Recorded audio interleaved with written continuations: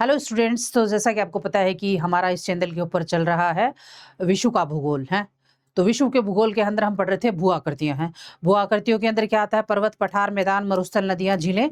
सब भू आकृतियों का मतलब ये होता है कि जितनी भी विश्व की भू आकृतियां हैं, भूमि के ऊपर विश्व के अंदर जितनी भी आकृतियां हैं, वो सारी आकृतियों का हम पढ़ रहे थे हैं। जिसके अंदर मैं आपको पढ़ा रही हूँ महाद्वीपों के अकॉर्डिंग है। मतलब आपको विश्व की जितनी भी भू आकृतियां हैं उनके सबके अंदर महाद्वीपों में बांट के आपको मैं आपके लिए इजी बना के इसको कंप्लीट कर रही हूँ है। तो पूरे जो 7 महाद्वीप है, सातों के सातों महाद्वीप मैं आपको यहाँ पे करवा रही हूँ, जिसके अंदर भू आकृतियां भी आ रही हैं और महाद्वीप के अंदर जितनी भी जलवायु, वनस्पति, उद्योग, खनिज, सारा पूरे महाद्वीपों का जो है वो सारा सब कुछ कंप्लीट करवा दे रही हूँ महाद्वीपों में बांट के इस टॉपिक के अंदर हम। तो एक तो इस टॉपिक के अंदर जैसे कृषि है, महाद्वीपों की कृषि, खनिज, जलवायु, ये इन महाद्वीपों में भी आपके लिए कंप्लीट हो रहे हैं और इनके अलग से भी टॉपिक हैं आपके सिलेबस में। विश्व के भूगोल में अलग से भी जो टॉपिक है उनको मैं उस टॉपिक में भी कराऊंगी। मतलब एक चीज दो बार हो रही है आपके लिए। एक तो इन महाद्वीपों में हो रही है, जैसे कृषि है, कृषि इन महाद्वीपों में भी करा रही हूँ मैं। और जब कृषि का टॉपिक है जो विश्व के भूगोल में, उसमें भी कराऊंगी। तो उसमें भी हमको पढ़ना क्या है, महाद्वीपों में भी हम विश्व की कृषि पढ़ रहे हैं और जो कृषि टॉपिक आएगा उसमें भी हम विश्व की कृषि ही पढ़ेंगे उसमें। तो मतलब एक ही कंटेंट दो बार आ रहा है, कृषि टॉपिक में भी आएगा और महाद्वीपों के अंदर अलग अलग 7 जगह है, 7 महाद्वीप, सातों में कृषि पढ़ रहे हैं हम, वो भी सेम चीज है। जो कृषि टॉपिक पढ़ेंगे विश्व की कृषि, उसके अंदर भी वो सेम चीज होगी। मतलब कंटेंट सेम ही होगा दोनों जगह, दो दो जगह होगा। तो एक्चुअली में क्या है, आपको पता है कि यूपीसी और पीसीएस का क्या है, कान इधर से पकड़ता है या इधर से, लेकिन हाथ में कान नहीं आता, घुमाता फिराता है वो। हाँ, तो कंटेंट एक ही होगा होगा तो मैं इसको दो जगह हो जाएगा आपके लिए। आप एक ही चीज को दो जगह सुनोगे तो आपके दिमाग में वो जल्दी याद हो जाएगी। तो कहने का मतलब कुल मिला के सारांश ये है कि मैं इसको महाद्वीपों में डिवाइड करके कर रही हूँ। 7 महाद्वीप हैं तो 7 महाद्वीपों में बांट के हैं, और सातों महाद्वीपों को ही कंप्लीट, महाद्वीप भी कंप्लीट हो जाएंगे इसके अंदर आपके हैं, और विश्व की भू आकृतियां भी कंप्लीट हो जाएंगी। जितनी विश्व के अंदर भू आकृतियां वो सारी इसमें कंप्लीट हो जाएंगी और महाद्वीप भी हो जाएंगे। यानी 2 in 1 वाला काम हो रहा है इसके अंदर। तो मैं दोनों करा रही हूँ। तो हमारा पूरा हो चुका है एशिया और हमारा पूरा हो चुका है यूरोप। अब आज से हमारा शुरू हो रहा है अफ्रीका। तो आज से हम पढ़ने जा रहे हैं अफ्रीका की, ये पहली क्लास है। तो अफ्रीका महाद्वीप के अंदर भू आकृतियां जो हैं, कौन सी है अफ्रीका महाद्वीप में भू आकृतियां हैं, और जितनी भी अफ्रीका महाद्वीप के अंदर कंट्रीज हैं, उन कंट्रीज के अंदर जो आकृतियां हैं भू आकृतियां कौन कौन सी हैं, और क्या कहते हैं, और मतलब जितना भी उन कंट्रीज के अंदर जलवायु कैसी है, वनस्पति कैसी है, खनिज कौन से है, औद्योगिकरण कौन सा है, मिट्टी कैसी है, और पर्वत कौन से पाए जाते हैं, पठार कौन से पाए जाते हैं, मरुस्थल कौन से पाए जाते हैं, मैदान कौन से पाए जाते हैं, नदियां और झीलें, सारा जो विश्व का है वो सारा इस अफ्रीका महाद्वीप में। पहले अफ्रीका महाद्वीप पढ़ेंगे, उसके बाद में उनकी कंट्रीज पढ़ेंगे। हम अफ्रीका महाद्वीप में जितनी भी कंट्रीज हैं कंट्रीज वाइज पढ़ेंगे। यानी मैं आपको कुछ भी ऐसा नहीं है कि छूट रहा हो, छूटना कुछ भी नहीं छूट रहा आपका। उस हिसाब से मैं आपका करा रही हूँ कि आपका सारा कवर हो जाए और आप उसको, लेकिन मेरे कराने का फायदा तब होगा जब आप उस चीज को याद कर लोगे, आपके दिमाग में वो चीज आ जाएगी। क्योंकि जैसा कि मैं आपको हमेशा बताती हूँ कि ना तो ये वीडियो आपके एग्जाम में जाएगा, ना मैं आपका एग्जाम देने जाऊंगी, ना आपका मोबाइल जाएगा है, और ना आपके नोट्स जाएंगे एग्जामिनेशन हॉल में, आपका दिमाग जाएगा। तो ये चीज आपके दिमाग में घुसनी जरूरी है, आपका पढ़ना जरूरी है, आपके दिमाग में ये चीजें याद होनी चाहिए। अदरवाइज चाहे मैं आपको एक वैसे कराऊं चाहे 10 वैसे कराऊं, अगर आपके दिमाग में वो चीज नहीं घुसी तो कोई मतलब नहीं है। चाहे मैं कितना ही आसान बना दूं, चाहे कितना ही हार्ड बना दूं, चाहे कितने ही पार्ट्स में बांट के आपको पढ़ा दूं, अगर आपके दिमाग में वो चीज नहीं घुसेगी, वो कंटेंट नहीं घुसेगा, तो कोई फायदा नहीं उस चीज का। तो चाहे किसी भी तरीके से साम दाम दंड भेद करके आप दिमाग में डालो इन चीजों को, चाहे आप टॉपिक वाइज डालो, चाहे आप महाद्वीपों के वाइज डालो, कैसे भी करके पढ़ो, लेकिन आपके दिमाग में डालो। क्योंकि एग्जामिनेशन हॉल में सिर्फ आपका दिमाग जाना है। तो आपका जो ऊपर वाला हिस्सा ना, इसको ओपन रखो, खुला करे, कंसंट्रेट होके, फोकस होके क्लास लो, ताकि उसका फायदा हो, जो मैं इतनी मेहनत कर रही हूँ उसका फायदा हो। है फ्री में करा रही हूँ मैं, कुछ भी नहीं जा रहा। मतलब सिलेबस वाइज आपको मैं इस चैनल के ऊपर सारा कंटेंट फ्री में दे रही हूँ। है तो इससे ज्यादा अच्छी और क्या होगा आपके लिए, वो क्या अच्छा होगा कि मैं फ्री के अंदर आपको पूरा सिलेबस कराया है मैंने इसी चैनल के ऊपर आपको, और उसके सारे टॉपिक्स करा रही हूँ, वो भी फ्री में। बताओ लो, अगर फिर भी स्टूडेंट नहीं कर सकते तो फिर कुछ नहीं बन सकता। जिन जिन स्टूडेंट्स को ये कंप्लेन रहते हैं कि भाई हमारे पास कंटेंट नहीं है या फिर हमारी रिच नहीं है कोचिंग्स तक, है मोबाइल तो 7-8 हज़ार का मोबाइल सबके हाथ में रहता ही है, और ये फ्री के अंदर यूट्यूब के ऊपर अपलोड है। भारत का भूगोल मैं आपको करा चुकी हूँ, सिलेबस भी कराया है आरएस का, प्री का और मेंस का इसी चैनल पे। और आपको भारत का भूगोल भी का भी सिलेबस करा के पूरा जो सिलेबस अकॉर्डिंग मैं आपको इसी चैनल के ऊपर कंटेंट दे चुकी हूँ है, और विश्व का भूगोल का दे रही हूँ है, और वो भी फ्री में दे रही हूँ। तो अभी भी अगर आप नहीं कर सकते कुछ, तो फिर कुछ नहीं बन सकता। जो स्टूडेंट को ये कंप्लेन रहती है ना कि हमारी रिच कोचिंग तक नहीं है, ये बात उनके लिए है। है कि पढ़ने वाला बच्चा होता है ना, वो कहीं से ना कहीं से जुगाड़ बैठा के वो पढ़ ही लेता है। जिसको नहीं पढ़ना है ना, उसको आप कुछ भी दे दो, वो कुछ नहीं करेगा, है। तो कहने का मतलब ये है कि मैं करा चुकी हूँ और भी कराऊंगी आगे, है। अभी इसी चैनल के ऊपर मैं यूपीएससी का प्रीलिम्स का, मेंस का लाऊंगी भूगोल का, और यूपीएससी की जो ऑप्शनल सब्जेक्ट है भूगोल का, वो भी मैं इसी चैनल पे आपको कराऊंगी। तो जो, और उसके बाद में राजस्थान का भूगोल भी कराऊंगी, है। तो कहने का मतलब ये है कि जो भूगोल की तरफ से तो कोई कंप्लेन होनी ही नहीं चाहिए। इस चैनल के ऊपर आपको सिलेबस वाइज सारे टॉपिक्स, सारा कंटेंट मिल रहा है, और वो भी फ्री में मिल रहा है। आप आराम से बेफिक्र होके भूगोल की तैयारी कीजिए। राजस्थान का भूगोल, भारत का भूगोल, है, और विश्व का भूगोल। उसके बाद में जो अदर पीसीएस हैं, जो अदर पीसीएस है, उनका भी जो भूगोल के टॉपिक्स है, मतलब पीसीएस के ऑलमोस्ट सारे पीसीएस के भूगोल के, भारत के और विश्व के एक ही जैसे होते हैं, लेकिन कुछ टॉपिक्स अदर दो मतलब आगे पीछे हो जाते हैं कि एक दो टॉपिक किसी में ज्यादा होता है, किसी में कम होता है। तो वो भी मैं दो अदर पीसीएस है, उनके सिलेबस देख के उनमें से जो राजस्थान के जो आरएस के, जो यूपीएससी में ज्योग्राफी, उसके अलावा अगर कोई टॉपिक अदर पीसीएस में है तो वो भी निकाल के करा दूंगी मैं इसके अंदर। मगर तरफ भूगोल तो मैं सारा ही कवर करा दूंगी इसके अंदर। जब ऑप्शनल तक करा रही हूँ, यूपीएससी के ऑप्शनल तक, ऑप्शनल जो है ज्योग्राफी, उस तक का यहाँ कवर करा रही हूँ, तो भूगोल तो मैं सारा ही करा दे रही हूँ, है। तो उसकी तो आप लोगों को चिंता होनी ही नहीं चाहिए, और वो भी फ्री में करा रही हूँ। बोलो ना, कोई पैसा नहीं लग रहा है, सब फ्री में चल रहा है। तो अब किसी को भूगोल की तरफ से कोई कंप्लेन नहीं होनी चाहिए। अपना आराम से कूल काल्म होके मोबाइल ओपन करो और देखो, और दिमाग के अंदर सारा कंटेंट डालो, और एग्जाम के अंदर सारे क्वेश्चंस करके आओ। बस इतना ही है, इससे ज्यादा कुछ नहीं चाहिए मुझे आप लोगों से, कि मैं जो पढ़ा रही हूँ उसको अच्छे से याद करो और उसको एग्जाम के अंदर करके आओ। ओके, ठीक है। अब हम अपने टॉपिक के ऊपर आते हैं। बहुत हो गया, मैंने आपको बहुत मोटिवेट कर दिया। हाँ, अब आगे आते हैं टॉपिक के ऊपर। हाँ, तो आज हम करने जा रहे हैं अफ्रीका शुरू। तो पहले हम पढ़ेंगे अफ्रीका, पूरा अफ्रीका पढ़ेंगे। उसके बाद में अफ्रीका की जितनी कंट्रीज हैं, उन कंट्री को वन बाय वन पढ़ेंगे। पहले कंटेंट पढ़ेंगे, उसके बाद में मैपिंग के थ्रू समझेंगे। तो पहले हम ये देखेंगे कि अफ्रीका कहाँ स्थित है। तीसरा महाद्वीप है ये। एशिया करा चुकी हूँ, और क्या कहते हैं, यूरोप करा चुकी है। अफ्रीका ये तीसरा महाद्वीप शुरू हुआ है। तो उसकी मतलब अफ्रीका कहाँ स्थित है, इसके उत्तर में कौन है, दक्षिण में कौन है, पूर्व में और पश्चिम में कौन कौन से सागर और कौन कौन से महाद्वीप स्थित है। और उसके बाद में, अब बाद में अंदर से पढ़ना शुरू करेंगे कि अंदर अफ्रीका महाद्वीप के अंदर कौन कौन से कंट्रीज है, वहाँ कौन से मैदान, मरुस्थल, आकृतियां, भू आकृतियां, सारी वो पहले हम पढ़ेंगे। बाहर का अफ्रीका, बाहर का अफ्रीका मतलब ईस्ट वेस्ट नॉर्थ साउथ में कौन कौन स्थित है, बाहर की जो कंट्रीज, बाहर के जो महाद्वीप है, या बाहर की जो उसकी बाउंड्रीज है महाद्वीप, अफ्रीका महाद्वीप की, वो पढ़ेंगे। तो अब आप इधर आ जाइए, फोकस कर लीजिए अपना। ये देखिए अफ्रीका का राजनीतिक मानचित्र। राजनीतिक मानचित्र, ये सारी कंट्रीज है। इधर सागर है, ये इधर सारे सागर हैं, ऊपर भी सागर ही है। ये देखिए आराम से आपको अच्छे से दिख रहा है कि कौन सी कंट्री कहाँ है। जब मैं कंट्री पढ़ाऊंगी ना, तो आपको ये कंप्लेन नहीं होनी चाहिए कि ये पता नहीं हो आपको कि कौन सी कंट्री कहाँ है। अच्छा से दिख रही है, लीबिया, मिस्र, Algeria, Niger, Mali, Chad, Sudan, Ethiopia, क्या कहते हैं, मध्य अफ्रीकी गणराज्य, Uganda, Kenya, Democratic Republic of Congo, Tanzania, Zimbabwe, Angola, Mozambique, Botswana, सब आराम से दिख रही, बिल्कुल साफ सुथरे शब्दों में दिख रहे हैं। ये है भौगोलिक आकृतियां। भौगोलिक आकृतियां मतलब ये देखिए, संकेतक, झील, मरुस्थल, पर्वत, पठार, मैदान।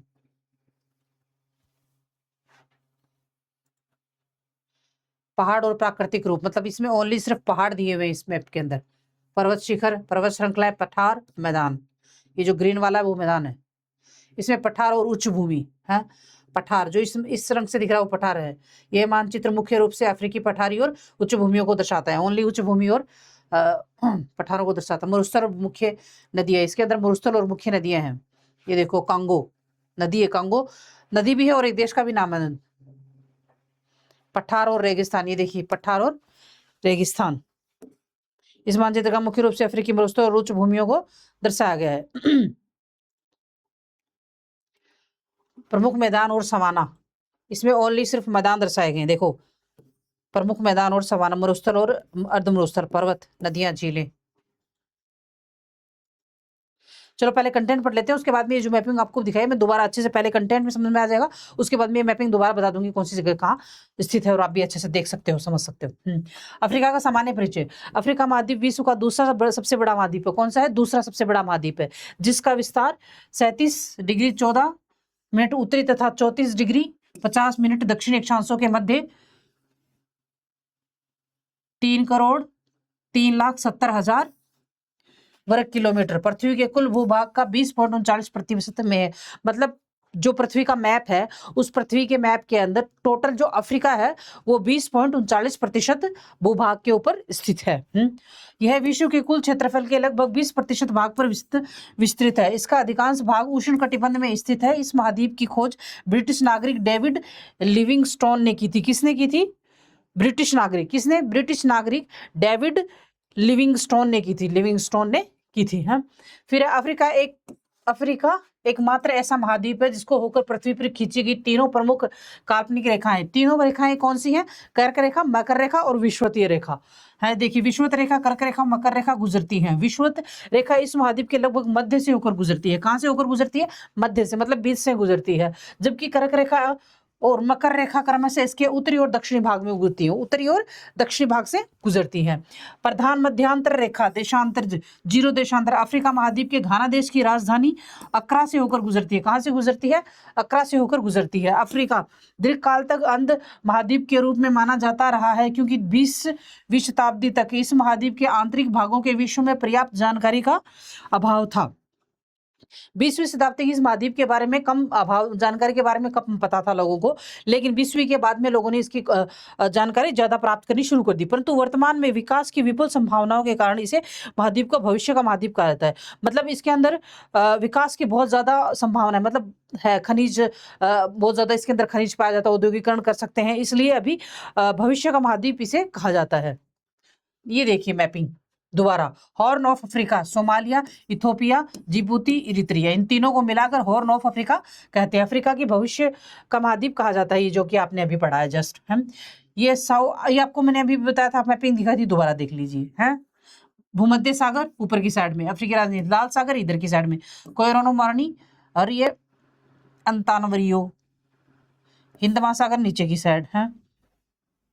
गिनी बिसाऊ, ये कंट्रीज के नाम है। Sierra Leone, Liberia, Ivory Coast, Togo, Sao Tome, Principe, Equatorial, Guinea, Mozambique. ये पॉलिटिकली मैप है कुल मिला के, ये मतलब कंट्रीज के नाम दे रखे हैं, कौन सी कंट्री कहाँ स्थित, और ये आपको पता होनी चाहिए, है याद होनी चाहिए। जब भी महाद्वीप पढ़ा रही हूँ, बाद में कंट्रीज भी पढ़नी होगी इसके अंदर, है तो आपको पता होना चाहिए कि कौन सी कंट्री के लेफ्ट राइट में कौन सा देश है, लेफ्ट में कौन सा है, और ऊपर और नीचे कौन सा है। अटलांटिक महासागर, अटलांटिक महासागर कहाँ स्थित है? मतलब ये जो मैप है इसके अंदर अटलांटिक महासागर किधर की साइड में स्थित है?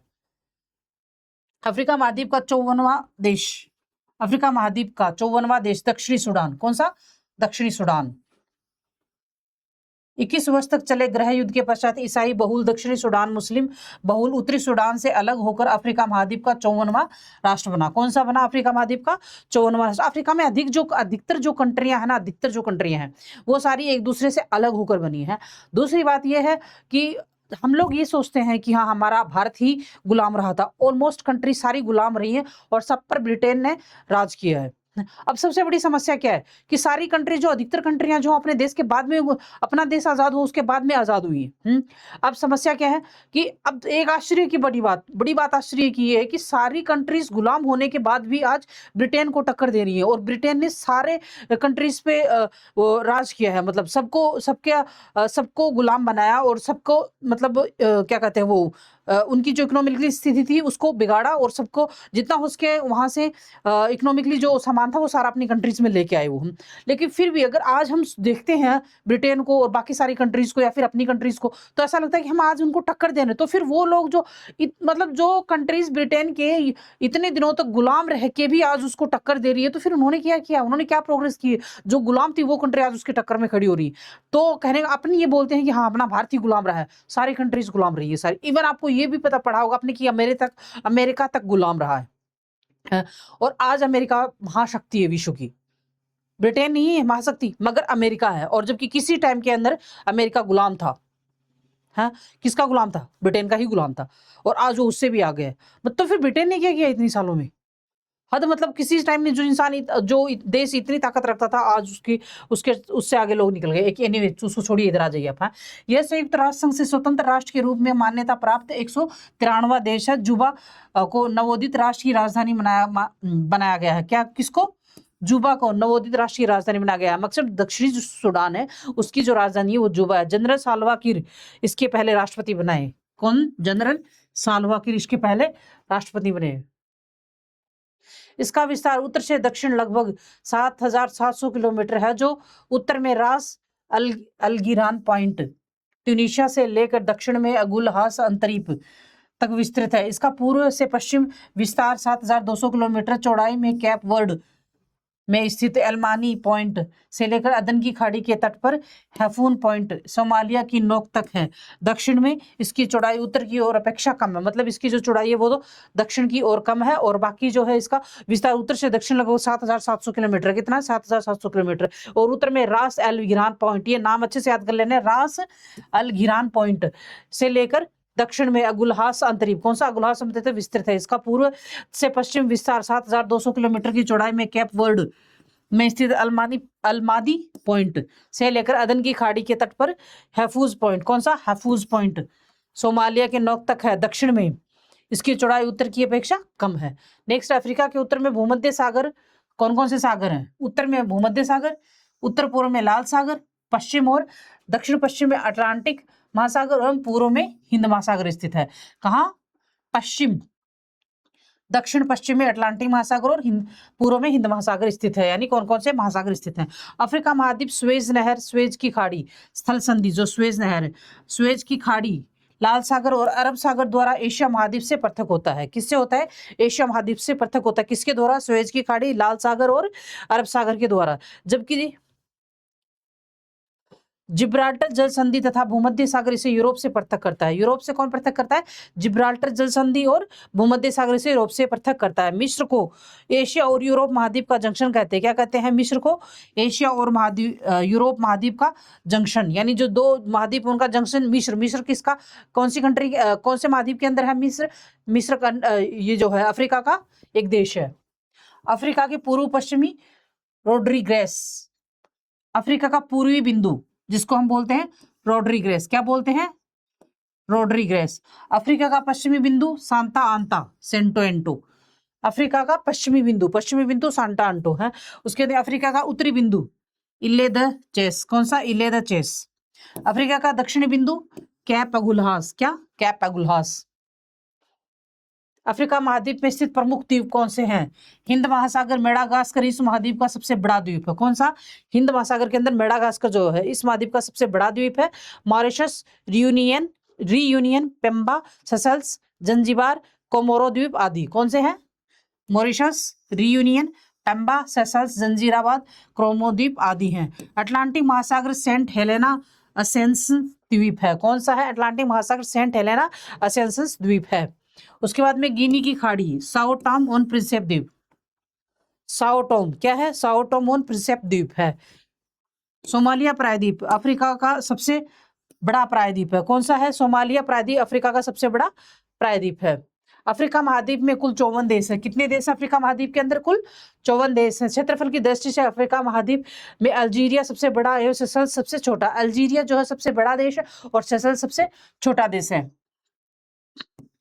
दक्षिणी अफ्रीका के 6 देश अंगोला, बोत्सवाना, मोजाम्बिक, तंजानिया, जामीबिया और जिम्बाब्वे को फ्रंट लाइन स्टेटस के नाम से जाना जाता है। क्या जाना जाता है, फ्रंट लाइन सीमावर्ती राज्य, फ्रंट लाइन स्टेटस के नाम से 6 कंट्रीज को जाना जाता है। कौन सी है, वो है अंगोला, बोत्सवाना, मोजाम्बिक, तंजानिया और जाम्बिया तथा जिम्बाब्वे है।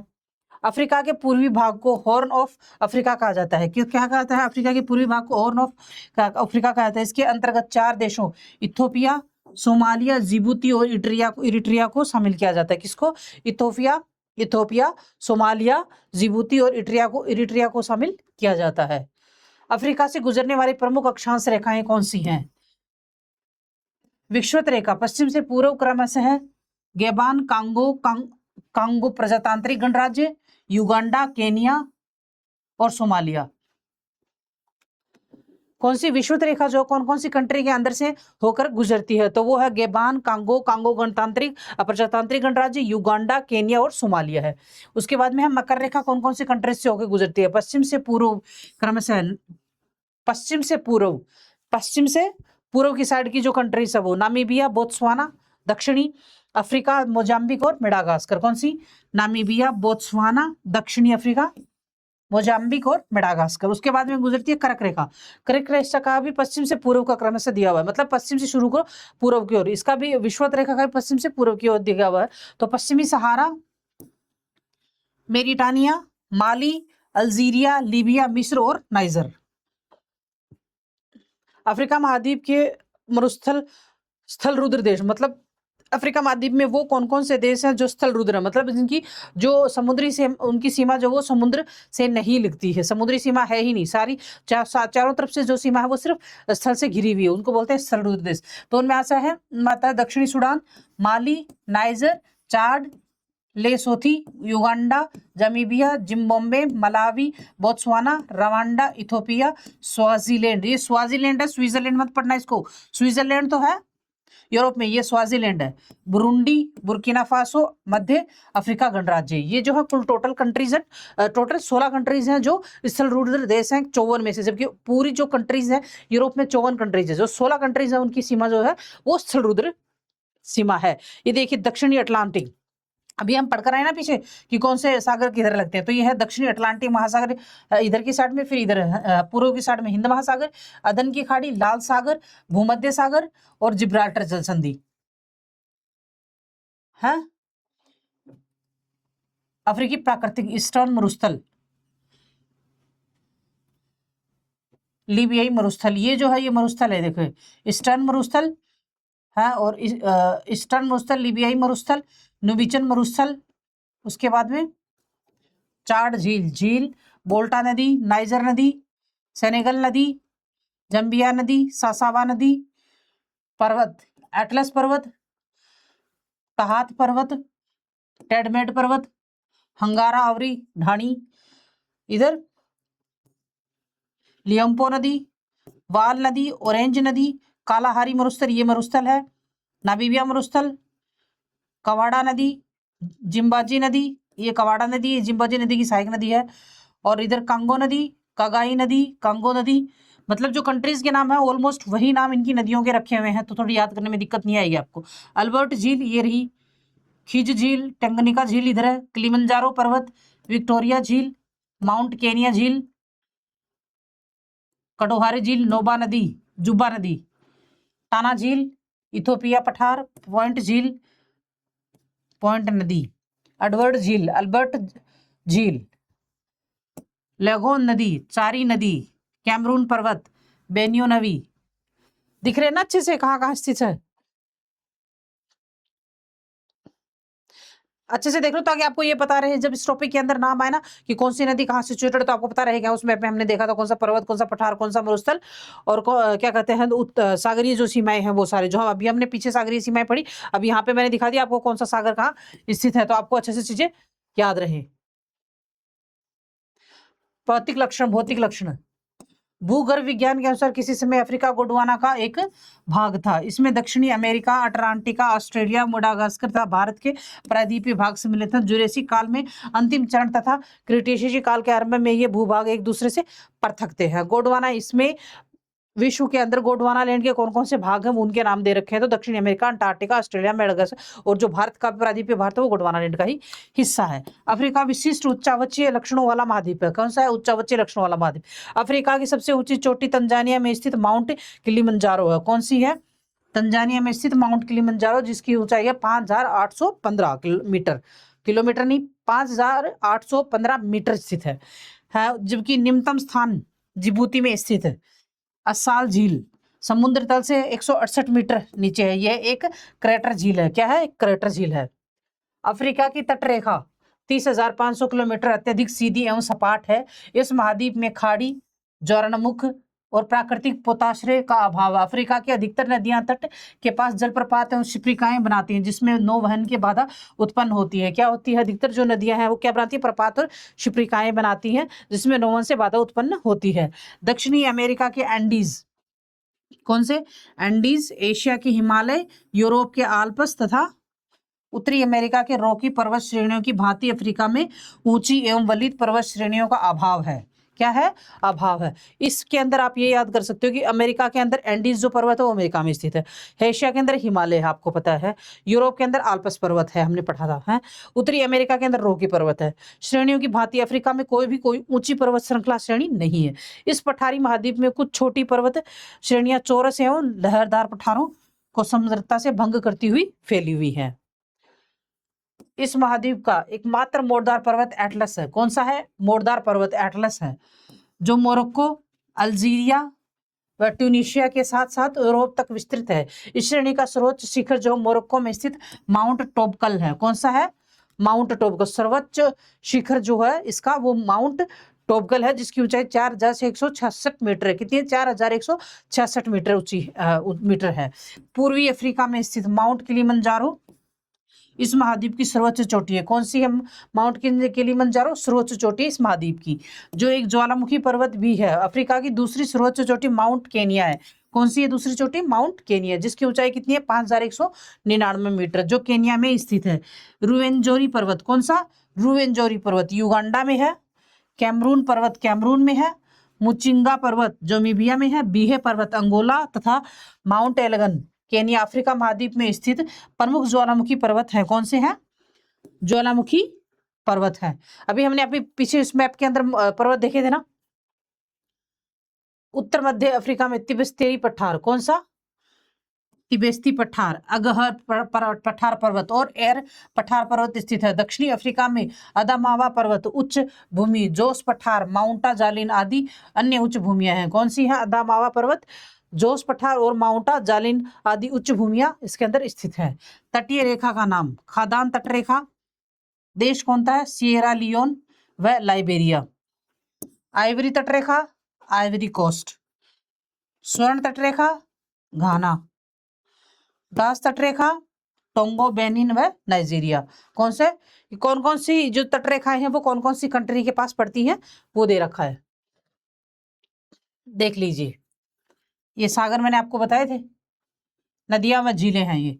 चाद झील, नाइजर नदी, सेलेगन नदी, जमीबिया नदी, सासा नदी, वोल्टा नदी, चारी नदी, लोगोन नदी, वेल्लू नदी, क्वान नदी, कागो नदी, कसाई नदी, कावड़ा नदी, कमांगो नदी, लिम्पोपो नदी, वोल नदी, ऑरेंज नदी, जम्बेजी नदी, तवासा झील, टांगनिका झील, विजदोई झील, एडवर्ड झील, काइट झील नदी, क्वारिका झील, अमोना झील, जुम्बा झील, टाना झील, ब्लू नील नदी, नील नदी।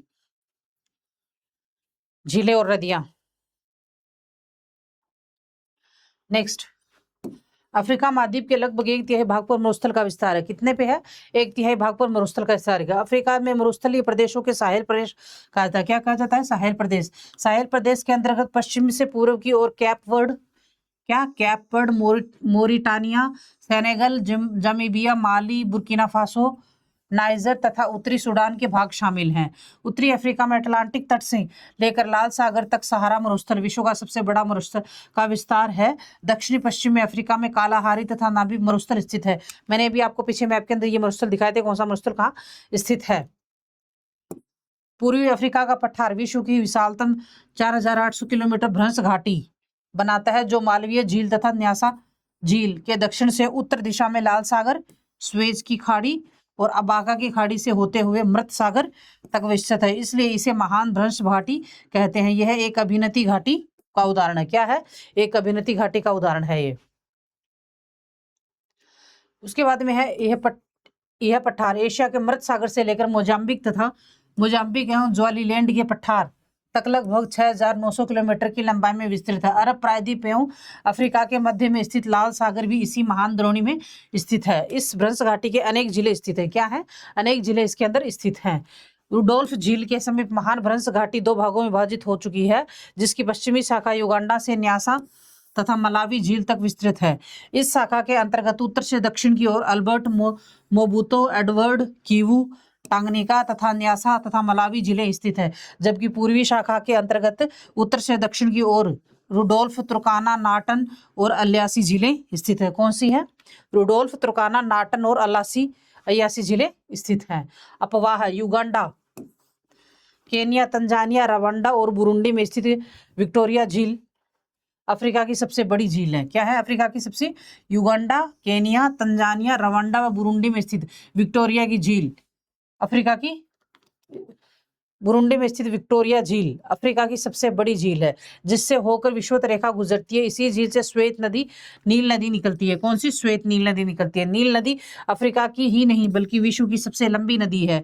यह नदी विषुवत वृत्त के निकट से निकलकर उत्तर की ओर सूडान, मिस्र, कहाँ? सूडान, मिस्र और सहारा रेगिस्तान से प्रवाहित होती हुई भूमध्य सागर में गिरती है। किसमें गिरती है? भूमध्य सागर में गिरती है। मिस्र में इस नदी का, नील नदी दो है, श्वेत नील नदी और ब्लू नील नदी, दोनों मिलकर फिर नील नदी बनाती है। नदी का डेल्टा 25,000 वर्ग किलोमीटर में विस्तृत है। इस नदी के तट पर सबसे बड़ा नगर मिस्र की राजधानी काहिरा स्थित है। क्या है? मिस्र की राजधानी काहिरा। नील नदी की एक शाखा नीली नील ताना झील से निकलकर श्वेत नील के साथ खोर्तुम नामक स्थान पर संगम बनाती है। मैंने आपको बताया था ना भाई, नील नदी, ये देखिए, ताना झील से निकलकर श्वेत नील के साथ खार्तुम नामक स्थान पर संगम बनाती है। नील नदी की सहायक अटबरा नदी, कौन सी नदी? अटबरा नदी उत्तरी सूडान में इससे मिलती है। कहाँ पे मिलती है? उत्तरी सूडान के अंदर। आसवान बांध नील नदी पर, सेन्नार बांध आसवान बांध जो है वो नील नदी पर है, सेन्नार बांध नील नदी पर तथा ओवन बांध नील नदी पर स्थित है। नील नदी एक तो सफेद नील नदी होगी, एक ब्लू नील नदी होगी, दोनों मिलकर फिर जो बनाती है बड़ी नील नदी। जायरे कांगो अफ्रीका की दूसरी सबसे लंबी नदी है। कौन सी? जायरे अफ्रीका की दूसरी सबसे लंबी नदी है जो मध्य अफ्रीका में बहती है। इसकी कुल लंबाई 4,770 किलोमीटर है। यह नदी पश्चिमी अफ्रीका के फाउंटा जालोन से निकलकर माली, नाइजर तथा नाइजीरिया में प्रवाहित होते हुए गिनी की खाड़ी में गिरती है। दक्षिण अटलांटिक महासागर के गिनी की खाड़ी में गिरती है। जायरे अपवाह बेसिन नदी, नील नदी से भी बड़ी। इस प्रकार यह अमेजन के बाद विश्व की द्वितीय विशालतम नदी है। यह नदी डेल्टा नहीं बनाती है। यह अफ्रीका की सबसे बड़ी नौकायन नदी है। कौन सी? अफ्रीका की सबसे बड़ी नौकायन नदी, जो विषुवत रेखा को दो स्थानों पर काटती है। मतलब विषुवत रेखा को दो स्थानों घूम के ऐसे जाती है, फिर वापस ऐसे करके आ जाती है। स्टेनले जलाशय तथा लिविंगस्टोन जलप्रपात इस नदी पर स्थित है। कहाँ है? स्टेनले जलाशय तथा लिविंगस्टोन। नील और जायरे को छोड़कर अफ्रीका की अन्य नदियां नाव या स्टीमर चलाने योग्य नहीं है। यानी नील और जायरे नदियां ही है जहां पर नाव चलाई जाती है और स्टीमर चलाए जाते हैं। बाकी जो नदियां हैं वो नाव चलाने लायक नहीं है, क्योंकि शेष नदियां कहीं ना कहीं अपने मार्ग में जलप्रपात और शिप्रिकाओं का निर्माण करती हैं। मतलब सारी नदियां जलप्रपात और शिप्रिकाओं का निर्माण करती हैं, बाकी जो नदियां हैं। दक्षिणी मध्य अफ्रीका में जाम्बेजी नदी का स्रोत है। क्या है? जाम्बेजी नदी का स्रोत, जिसकी कुल लंबाई 2,574 किलोमीटर है। इसी दिन पर विक्टोरिया जलप्रपात स्थित है। इसी नदी पर विक्टोरिया जलप्रपात स्थित है, जो उत्तरी अमेरिका के नियाग्रा जलप्रपात से भी ऊंचा है। क्या है? उत्तरी नियाग्रा जलप्रपात से भी ऊंचा है। जाम्बेजी नदी जिम्बाब्वे और नामीबिया के मध्य एक सकरे गार्ज में बहती हुई मोजाम्बिक के समीप हिंद महासागर में गिरती है। अफ्रीका की प्रमुख बहुउद्देशीय बांध परियोजनाएं। बांध का नाम करीबा बांध, अवस्थिति जम्बेजी नदी पर अवस्थित है। इसे करीबा झील के बनाया जाता है। असवान बांध मिस्र में नील नदी पर अवस्थित यह बांध अफ्रीका का सबसे ऊंचा बांध है। इसके द्वारा नील नदी का बहाव नियंत्रित किया जाता है। इस बांध द्वारा बनाई गई झील का नाम नासिर है। ओवन बांध ओवन जलप्रपात के समीप श्वेत नील नदी पर बनाया गया है। केंजी बांध नाइजर नदी पर बनाया गया है। इनगा बांध जायरे नदी पर बनाया गया है। काहोर बस्सा बांध मोजाम्बिक में जम्बेजी नदी पर बनाया गया है। सेन्नार बांध सूडान में नील नदी पर बनाया गया है। अकोसोम्बो बांध घाना में वोल्टा नदी पर निर्यात। इस बांध और निर्यात वोल्टा झील अफ्रीका में सबसे बड़ी कृत्रिम झील है। तो ये कौन कौन से बांध हैं जो कौन कौन सी नदियों पे स्थित है? ये चीज, ऑरेंज नदी लेसोथो में स्थित ड्रेकन्सबर्ग पर्वत से निकलकर पश्चिमी दिशा की ओर दक्षिण अफ्रीका में प्रवाहित होती हुई अटलांटिक महासागर में गिरती है। यह दक्षिणी अफ्रीका की सबसे लंबी नदी है, जिसकी कुल लंबाई 2200 किलोमीटर है। कितनी है कुल लंबाई इसकी? 2200 किलोमीटर है। और यह दक्षिण अफ्रीका और नामीबिया के मध्य प्राकृतिक सीमा निर्धारित करती है। दक्षिण अफ्रीका और नामीबिया के मध्य प्राकृतिक सीमा निर्धारित करती है। वॉल नदी ऑरेंज नदी की सबसे बड़ी सहायक नदी है तथा अगोरे बीज बांध इसी नदी पर स्थित है। कौन सा? अगोरे बीज बांध इसी नदी पर स्थित है। मैंने आपको मैपिंग दिखा दिया था। अब वो जो मैपिंग मैंने दिखाई थी कि ये नदी यहाँ स्थित है, ये देखो ये इसकी सहायक नदी, ये सेम थ्योरी उसकी यहाँ दी हुई है बस, और कुछ भी इससे अलग नहीं है। और ये थ्योरी मैं आपको जैसा कि हर क्लास में बताती हूँ, मैं आपको ये पीपीटी इसलिए दे रही हूँ क्योंकि अगर मैं किसी कोचिंग में फिजिकली जाके पढ़ा कर आती हूँ तो वहाँ बोल बोल के कंटेंट लिखा देते हैं। अब मैं यहाँ आपको बोल बोल के कंटेंट नहीं लिखा सकती, इसलिए मुझे आपको ये यहाँ पे पीपीटी के थ्रू दिखाना पड़ रहा है और पीपीटी के थ्रू आपको पढ़ाना पड़ रहा है, ताकि आपको कंटेंट की कोई समस्या नहीं हो। क्योंकि काफी सारे स्टूडेंट ऐसे होते हैं जिनको अपना खुद के नोट्स बनाने और खुद के हाथों से लिखा हुआ और खुद के नोट्स बनाकर ही रिकॉल होती हैं चीजें। तो मैं यहाँ कंटेंट आपको दे रही हूँ, आप इसको या तो as it is write down कर लीजिए, और या फिर आप अपने हिसाब से अगर कंटेंट को नोट्स बनाना चाहते हैं वो आप अपने हिसाब से बना दीजिए। नोट कंटेंट मैं आपको दे रही हूँ। नाइजर नदी अफ्रीका की तीसरी सबसे बड़ी नदी है जो 4185 किलोमीटर है। बेन्यू इसकी सहायक नदी है। कौन सी है? बेन्यू। गिनी से निकलकर यह नदी अटलांटिक महासागर में स्थिति गिनी की खाड़ी में गिरती है। कहां से? अटलांटिक महासागर से निकलकर ये जाके गिनी की खाड़ी में गिर जाती है। सेनेगल नदी गिनी की पहाड़ियों से निकलकर सेनेगल और मोरिटानिया की प्राकृतिक सीमा बनाती हुई अटलांटिक महासागर में गिरती है। किस में गिरती है? ये भी अटलांटिक महासागर में। सेनेगल नदी गिनी की पहाड़ियों से निकलकर, कहां से? गिनी की पहाड़ियों से निकलकर सेनेगल एवं मेरिटोनिया की, कौन सी? सेनेगल एवं मेरिटोनिया की प्राकृतिक सीमा बनाते हुए अटलांटिक महासागर में गिरती है। जो कंट्रीज है सेनेगल और मेरिटोनिया, इनकी प्राकृतिक सीमा बनाते हुए जाके अटलांटिक महासागर में गिर जाती है। वोल्टा नदी गिनी की खाड़ी में गिरती है। वोल्टा झील इसी नदी पर अवस्थित है। रुवुमा नदी तंजानिया व मोजाम्बिक की मध्य प्राकृतिक सीमा बनाती है। मतलब अधिकतर जो नदियां हैं कंट्रीज की प्राकृतिक सीमा बना रही हैं। तो ये तो सब में आपको एक कॉमन पॉइंट मिलेगा। जुबा नदी इथोपिया और उच्च भूमि के मध्य से निकलकर हिंद महासागर में गिरती है। कहाँ गिरती है? जुबा नदी इथोपियन उच्च भूमि से निकलकर हिंद महासागर में जाके गिर जाती है। और चारी नदी गुबी एवं भूमिंगुई नदियों के संगम से निर्मित अतः प्रवाह वाली सबसे लंबी नदी है, तथा यह चार झील से में समाहित हो जाती है। किसमें हो जाती है? चार झील से समाहित हो जाती है। क्यूनी नदी हुआम्बो शहर के समीप से निकलकर अटलांटिक महासागर में गिरती है। सिबेली नदी इथोपियाई तथा सोमालिया में प्रवाहित होती हुई अरब सागर में अपना जल विसर्जित करती है। क्या करती है? सिबेली नदी इथोपियाई तथा सोमालिया में प्रवाहित होती हुई अरब सागर में अपना जल विसर्जित करती है। जलवायु विषुवत रेखा के अफ्रीका के मध्य से गुजरने के कारण यहाँ उष्णकटिबंधीय जलवायु का विस्तार है। किसका विस्तार है? उष्णकटिबंधीय जलवायु का। उच्चावच तटवर्ती समुद्री धाराओं के कारण महाद्वीप की जलवायु में विविधता है। एक तरफ इसमें पश्चिमी भाग यानी विषुवत रेखा के पास कैमरून में सर्वाधिक वर्षा लगभग 1016 सेंटीमीटर होती है। वहीं दूसरी ओर विषुवत रेखा से दूसरी दूरी बढ़ने के साथ ही वर्षा की मात्रा कम हो जाती है। क्या हो जाती है? विषुवत रेखा से दूरी बढ़ने के साथ वर्षा की मात्रा कम हो जाती है। इसके अतिरिक्त गिनी की खाड़ी के तटीय भागों, विषुवतीय निम्न भूमियों, पर्वतीय क्षेत्रों एवं पूर्वी मेडागास्कर में भी अधिक वर्षा होती है। क्या होती है? 200 सेंटीमीटर से अधिक। विषुवत के निकट दोनों और विस्तृत क्षेत्रों में उष्णाद्र जलवायु पाई जाती है। यहाँ प्राय प्रतिदिन वर्षा होती है तथा वर्ष भर केवल उष्ण एवं आर्द्र ग्रीष्म ऋतु रहती है। क्या रहती है? उष्ण एवं आर्द्र ग्रीष्म ऋतु, जिसे विषुवत रेखीय जलवायु कहते हैं। क्या कहते हैं? विषुवत रेखीय जलवायु कहा जाता है। दोबारा कराती हूँ। विषुवत के निकट दोनों और विस्तृत क्षेत्रों में उष्ण जलवायु पाई जाती है। क्या पाई जाती है? उष्ण जलवायु पाई जाती है। यहाँ प्राय प्रतिदिन वर्षा होती है वर्षा है तथा वर्ष भर केवल उष्ण और आर्द्र ग्रीष्म ऋतु रहती है, जिसे विषुवतीय जलवायु विषुवत रेखीय जलवायु कहते हैं। उष्ण कटिबंधीय अर्ध शुष्क जलवायु प्रदेश को सूडान तुल्य जलवायु भी कहा जाता है। यह जलवायु प्रदेश 10 डिग्री उत्तरी और 25 डिग्री दक्षिणी अक्षांशों के मध्य विस्तृत है। इस जलवायु की विशेषता दीर्घ शुष्क काल तथा लघु आर्द्र कहलाती है। क्या कहलाती है? इस जलवायु की विशेषताएं दीर्घ शुष्क काल और लघु आर्द्र काल कहलाती। अफ्रीका से संलग्न प्रमुख सागर एवं महासागर खाड़ी व चैनल है। अफ्रीका के कौन कौन से सागर हैं? मैंने भी आपको मैपिंग में भी दिखाया था कि अटलांटिक महासागर कहाँ है, हिंद महासागर कहाँ है और खाड़ियां कौन कौन सी हैं, और भूमध्य सागर कहाँ है। तो यह भूमध्य सागर अफ्रीका के उत्तर में है। यह है। इसके संलग्न देश कौन से है? मोरक्को, अल्जीरिया, ट्यूनीशिया और लीबिया और मिस्र है। फिर है हिंद महासागर अफ्रीका के पूर्व में सोमालिया, केनिया, तंजानिया, मोजाम्बिक और दक्षिणी अफ्रीका है। अटलांटिक महासागर अफ्रीका के पश्चिम में मोरक्को, पश्चिमी Sahara, Mauritania, Senegal, Gambia, Guinea, Guinea Bissau, Sierra Leone, Liberia, Ivory Coast, Ghana, Togo, Benin, Nigeria, Cameroon, Gabon, Congo और नामीबिया, दक्षिण अफ्रीका गणतंत्र, अंगोला आदि। नाम लाल सागर अफ्रीका के उत्तर पूर्व में अफ्रीका को एशिया से पृथक करता है। मिस्र, सूडान, इरित्रिया और जिबूती। मोजाम्बिक चैनल मोजाम्बिक के पूर्व में, मोजाम्बिक और मेडागास्कर के बीच। मैपूतो की खाड़ी मोजाम्बिक के दक्षिण पूर्वी हिंद महासागर में मोजाम्बिक है। बोलिवस की खाड़ी नामीबिया के अटलांटिक महासागर और नामीबिया है। इस जलवायु प्रदेश में लंबी घास उगती है। इस जलवायु प्रदेश में लंबी घास उगती है और बीच बीच में पतझड़ वाले वृक्षों में झुरमुट पाए जाते हैं। क्या है? लंबी लंबी घास उगती है और पतझड़ वाले झुरमुट पाए जाते हैं।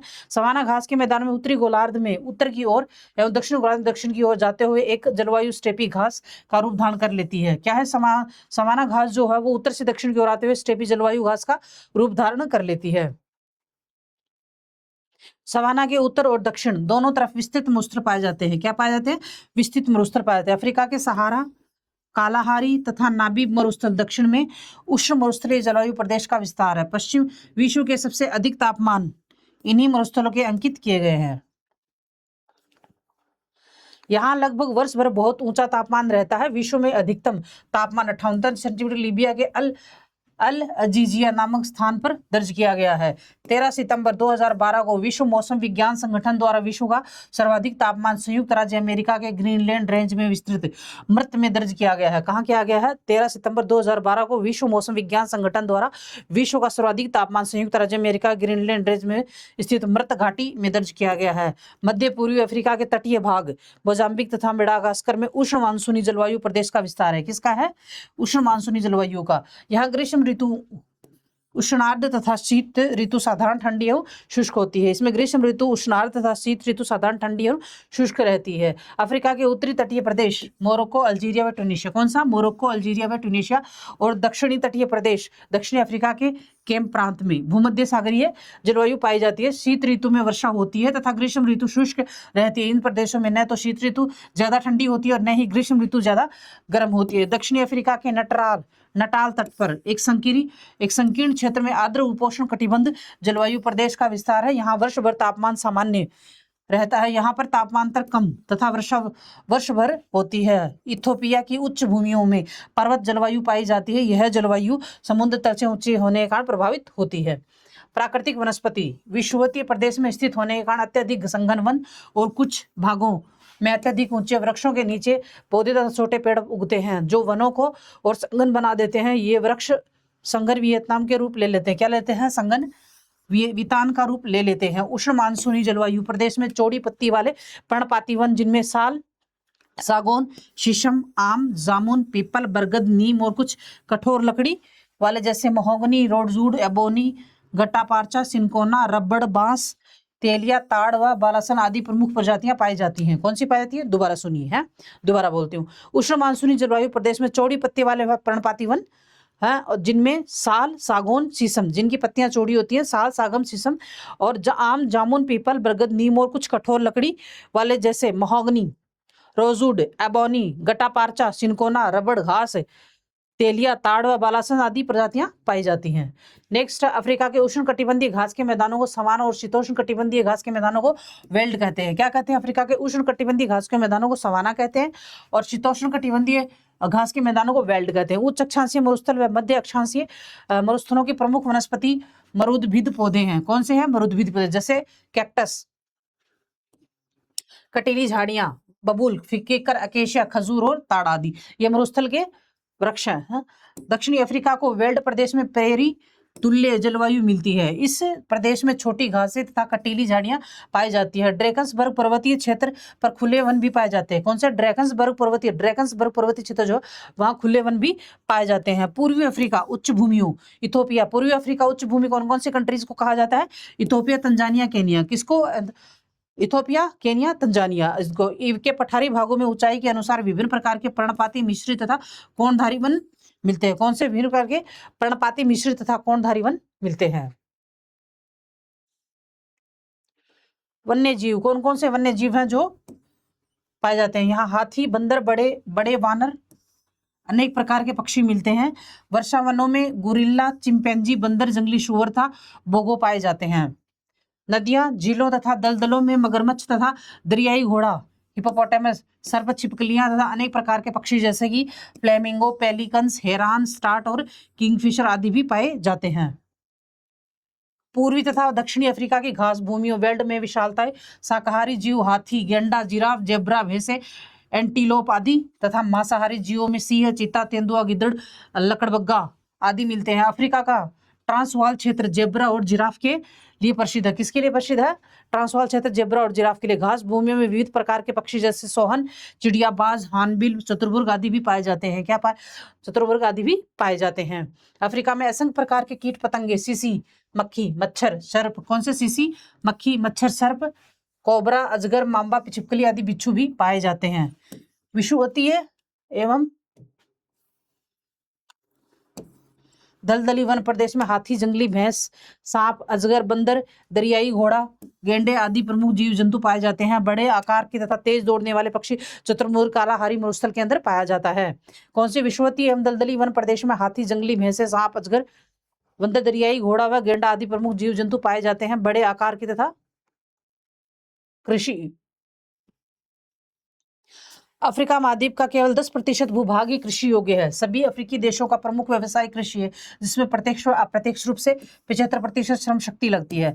खाद्य फसलों में मक्का, मिलेट, चावल, कसावा, शकरकंद, मूंगफली, दालें व मोटे अनाज मुख्य रूप से उगाए जाते हैं। कौन से?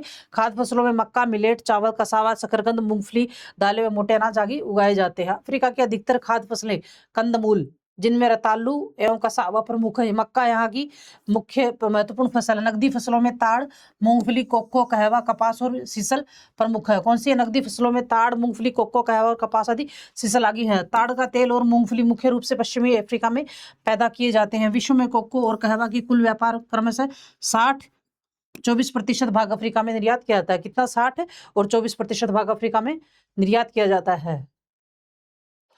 कपास की पैदावार नील नदी की घाटी में हजारों वर्षों से हो रही है। विश्व में कपास की कुल व्यापार में अफ्रीका की भागीदारी 9% है। कितनी है अफ्रीका की भागीदारी? 9% है।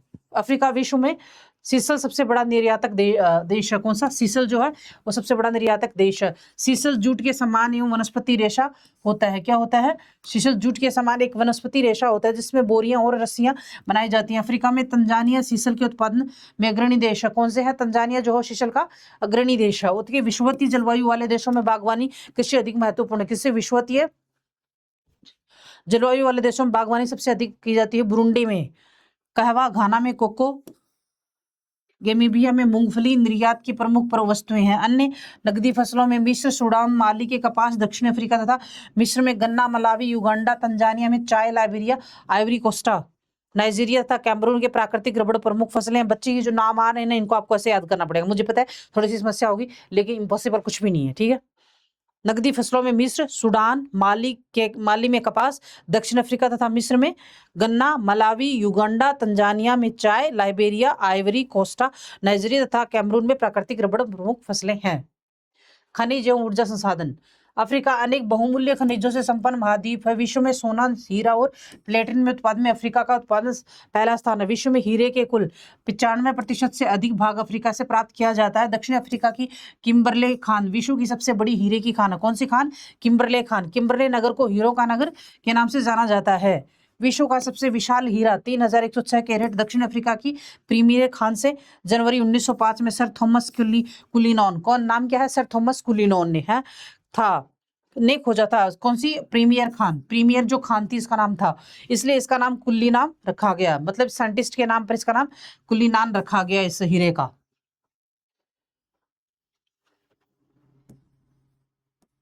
दक्षिण अफ्रीका को जोहान्सबर्ग का स्वर्ण नगर के नाम से जाना जाता है। किसका? जोहान्सबर्ग के स्वर्ण नगर के नाम से जाना जाता है। विश्व के आधे से अधिक सोना अफ्रीका से प्राप्त होता है। अफ्रीका विश्व में दक्षिण अफ्रीका सोने और प्लेटिनम का महत्वपूर्ण उत्पादक देश है। अफ्रीका में cobalt, manganese, chromium, tin, bauxite, uranium और तांबे के विशाल भंडार है। परंतु इस महाद्वीप में लोहा, अयस्क और कोयला कम मात्रा में पाया जाता है। ये खनिज अफ्रीका के दक्षिणी भागों में पाए जाते हैं। यहाँ दक्षिण अफ्रीका प्रमुख कोयला और उत्पादक देश है, जिसमें ट्रांसवाल एवं नटाल के प्रमुख कोयले खाने। कौन सी हैं? ट्रांसवाल और नटाल प्रमुख कोयले की खाने हैं। कोबाल्ट और मैग्नीज के लोहे से मिलाकर इस्पात बनाया जाता है। किससे? कोबाल्ट और मैग्नीज को मिलाकर। ये हमने भारत के भूगोल में भी पढ़ा था। मैग्नीज के लोहे के मिलाकर इस्पात बनाया जाता है। विश्व में सबसे अधिक क्रोमियम दक्षिण अफ्रीका से निकाला जाता है। जायरे और दक्षिण अफ्रीका तांबे, बॉक्साइट और यूरेनियम की मुख्य उत्पादक देश है। कौन से? जायरे, दक्षिण अफ्रीका तांबा, बॉक्साइट और यूरेनियम के सबसे मुख्य उत्पादक देश हैं। दक्षिण अफ्रीका का विटवाटसन-रेड इस महाद्वीप का प्रमुख यूरेनियम उत्पादक देश है। कौन सा है? अफ्रीका का विटवाटसन-रेड इस महाद्वीप का प्रमुख यूरेनियम उत्पादक देश है। जमीबिया से लेकर कटगा प्रदेश तक तांबे की एक लंबी पट्टी पाई जाती है। क्या पाती है? जमीबिया से लेकर कटगा तक तांबे की एक प्रमुख पट्टी पाई जाती है। जायरे कागो का कटगा प्रदेश साबा तांबा भंडार हेतु विश्व प्रसिद्ध है। कौन सा? साबा जो है वो तांबा भंडार हेतु विश्व प्रसिद्ध है। दक्षिण अफ्रीका विश्व का सबसे बड़ा क्रोमियम तथा प्लेटिनम उत्पादक देश है। कौन सा? दक्षिण अफ्रीका विश्व का सबसे बड़ा क्रोमियम तथा प्लेटिनम उत्पादक देश है।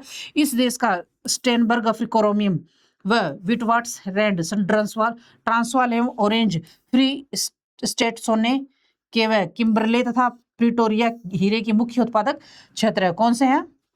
विटवाटसन-रेड एवं ऑरेंज फ्री स्टेट सोने के व किम्बरले तथा प्रिटोरिया हीरे के प्रमुख उत्पादक देश हैं। विश्व का 50% कोबाल्ट कांगो में पाया जाता है। ग्रेनाइट विश्व में चौथा सबसे बड़ा निक्षेप मेडागास्कर में स्थित है। द क्रोमियम एक ऐसी धातु है जिस पर जंग नहीं लगता है। कौन सी है? क्रोमियम जिस पर जंग नहीं लगता है। अफ्रीका महाद्वीप के प्रमुख तेल उत्पादक देशों में लीबिया, नाइजीरिया, मिस्र एवं अल्जीरिया शामिल है। कौन से हैं? लीबिया, नाइजीरिया, मिस्र एवं अल्जीरिया प्रमुख तेल उत्पादक देश है अफ्रीका के अंदर।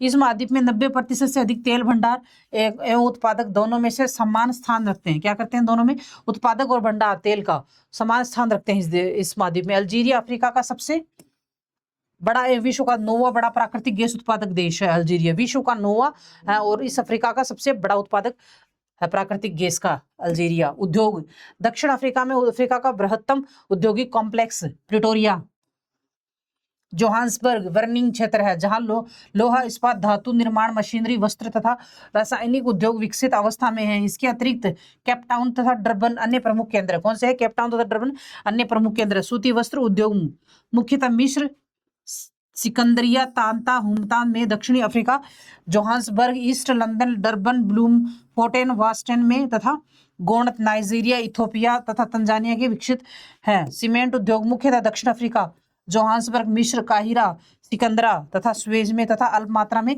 अल्जीरिया में विकसित हैं। कौन से हैं? सीमेंट उद्योग मुख्यतः दक्षिण अफ्रीका, जोहान्सबर्ग, मिस्र, काहिरा, सिकंदरिया तथा स्वेज में तथा अल्प मात्रा में अल्जीरिया में विकसित हैं। जनसंख्या अफ्रीका की जनसंख्या अफ्रीका महाद्वीप में उच्च जनघनत्व के 5 प्रमुख क्षेत्र हैं। उच्च घनत्व के 5 प्रमुख क्षेत्र: गिनी की खाड़ी तटीय क्षेत्र, उसके बाद में नील नदी की घाटी डेल्टा क्षेत्र, पूर्वी अफ्रीका उच्च भूमि तथा मेडागास्कर, उत्तरी के सहारा मरुस्थल, दक्षिणी अफ्रीका। अफ्रीका के सबसे तीव्र जनसंख्या वृद्धि वाला महाद्वीप है। अफ्रीका में सर्वाधिक जनसंख्या वाला देश नाइजीरिया है। सबसे तीव्र जनसंख्या वृद्धि मतलब सबसे ज्यादा तीव्र जनसंख्या वृद्धि जो है यहीं की होती है। यहाँ का क्लाइमेट बहुत गर्म होता है। अफ्रीका में सर्वाधिक जनसंख्या जो है नाइजीरिया में। अफ्रीका के 70% लोग अश्वेत हैं यानी काले हैं। यूरोप में प्रवासियों डच ने अपनी सबसे पहली बस्ती दक्षिणी अफ्रीका में सन 1652 में बसाई थी। किसने? जो डच थे उन्होंने 1652 में अपनी पहली बस्ती यहाँ बसाई थी। अफ्रीका में अनेक नरजातीय वर्गों के लोग रहते हैं। किससे? नरजातीय वर्गों के लोग। भूमध्य सागर तटीय एवं सहारा मरुस्थल के देशों में सेमेटिक, अरब, बर्बर तथा तुरेंग नरजाति की प्रधानता है। किसकी है? सहारा मरुस्थल के देशों में सेमेटिक, बर्बर और तुरेंग नरजाति की प्रधानता है। तुरेंग लोग मूलतः पशुपालक हैं। बर्बर सहारा के मरुउद्यानों के कृषक हैं। सहारा मरुस्थल के दक्षिण में प्रधानता निग्रोइड लोग रहते हैं। सहारा में स्थानबद्ध कृषक है तथा पशुपालक वर्ग भी रहते हैं, जिनमें होसा, फुलानी, बम्बारा तथा बोलोवुफ प्रमुख हैं। अफ्रीका के हॉर्न प्रदेश, सोमालिया तथा पूर्वी इथोपिया में सोमाली तथा गल्ला प्रमुख पशुपालक वर्ग हैं, जबकि नीदका और मुरेर सूडान के प्रमुख नरजातीय प्रमुख है। कौन से? दीनका और मुएर सूडान के प्रमुख नरजातीय समूह हैं। अफ्रीका में अनेक धर्मों के मानने वाले लोग रहते हैं, जिनमें ईसाई, मुस्लिम, ईसाई और सर्वोत्तमवादी प्रमुख हैं। सर्वोत्तमवादी कई जनजातियों का धर्म है जो प्रकृति के प्रति प्रेम और आदर पर आधारित है। सर्वोत्तमवाद कई धर्मों का समूह है। जनजातियों के जो धर्म हो उनका समूह है जो प्रकृति के प्रेम और आदर पर आधारित है। प्रत्येक वर्ग की भाषा, क्षेत्र, संस्कृति एवं मूल्य भिन्न है। इनमें नाइजीरिया के योरुबा और इबो, घाना के अकाना तथा गा, आइवेरिया तथा तट एवं लाइबेरिया के कैक्रू प्रमुख भाषा वर्ग है। देखो बच्चा, इस नामों को आपको ऐसे याद करना होगा। योरोबा तथा इबो, घाना के अकाना तथा आइवरी तट एवं लाइबेरिया के क्रू प्रमुख भाषा वर्ग हैं। विषुवतीय प्रदेश में कम जनसंख्या घनत्व वाले संगन वनों में फैग, बाटेक, पिग्मी तथा अन्य जनजातीय वर्ग प्रमुख हैं। पूर्वी अफ्रीका के सवाना प्रदेश में मसाई, फैग, बाटेक तथा पिग्मी। पूर्वी अफ्रीका के सवाना प्रदेश में मसाई, किकू तथा कंबा प्रधान पशुपालक जनजाति है। विक्टोरिया झील के उत्तरी तटवर्ती क्षेत्र के संघन बसाव वाले कृषि क्षेत्रों में लुओ तथा बांगड़ा प्रमुख वर्ग। कौन से? लुओ तथा बांगड़ा। औपनिवेशिक काल में अफ्रीका में अनेक यूरोपीय भाषाएं अंग्रेजी, फ्रेंच, इटालियन, पुर्तगाली तथा भी प्रचलित हुई, जो आज भी यहाँ की प्रचलित भाषा है। पूर्ववर्ती ब्रिटिश उपनिवेशों की सरकारी भाषा अंग्रेजी है। तंजानिया इसका अपवाद है, जहाँ स्वाहिली भाषा प्रयोग की जाती है। इसी प्रकार फ्रेंच भाषा पूर्ववर्ती फ्रेंच उपनिवेशों में प्रचलित है। अरबी भाषा सहारा क्षेत्र के अनेक देशों मोरक्को, ट्यूनीशिया, लीबिया, मिस्र, सूडान, चाड, जिबूती, इरिट्रिया आदि ये में राजकीय भाषा के रूप में प्रयुक्त होती है। कौन सी? अरबी भाषा सहारा के क्षेत्र के अनेक देशों मोरक्को, ट्यूनीशिया, लीबिया, मिस्र, सूडान, चाड, जिबूती, इरिट्रिया आदि में राजकीय भाषा प्रमुख है। अफ्रीका का सर्वाधिक नगरीकृत देश रियूनियन द्वीप है। कौन सा है? रियूनियन द्वीप। स्थिति द्वीप का नाम, अवस्थिति पूर्व में स्थित द्वीप सेलेसिस तथा सोकोत्रो। अवस्थिति हिंद महासागर। दक्षिण पूर्व में स्थित द्वीप मेडागास्कर, अफ्रीका महाद्वीप का सबसे बड़ा द्वीप, और मॉरिशस, रियूनियन तथा हिंद महासागर में स्थित है ये। पश्चिम में स्थित द्वीप Cape Verde, Bijagos, Sao Tome, Principe आदि अटलांटिक महासागर के अंदर है। उत्तरी पश्चिम में स्थित द्वीप अर्जोस, मेडिरा, कनारी, उत्तरी अटलांटिक महासागर। भौगोलिक खोज, खोजकर्ता कांगो नदी का मुहाना डियोंगो कागो। संपूर्ण कांगो नदी सर हेनरी स्टैनली।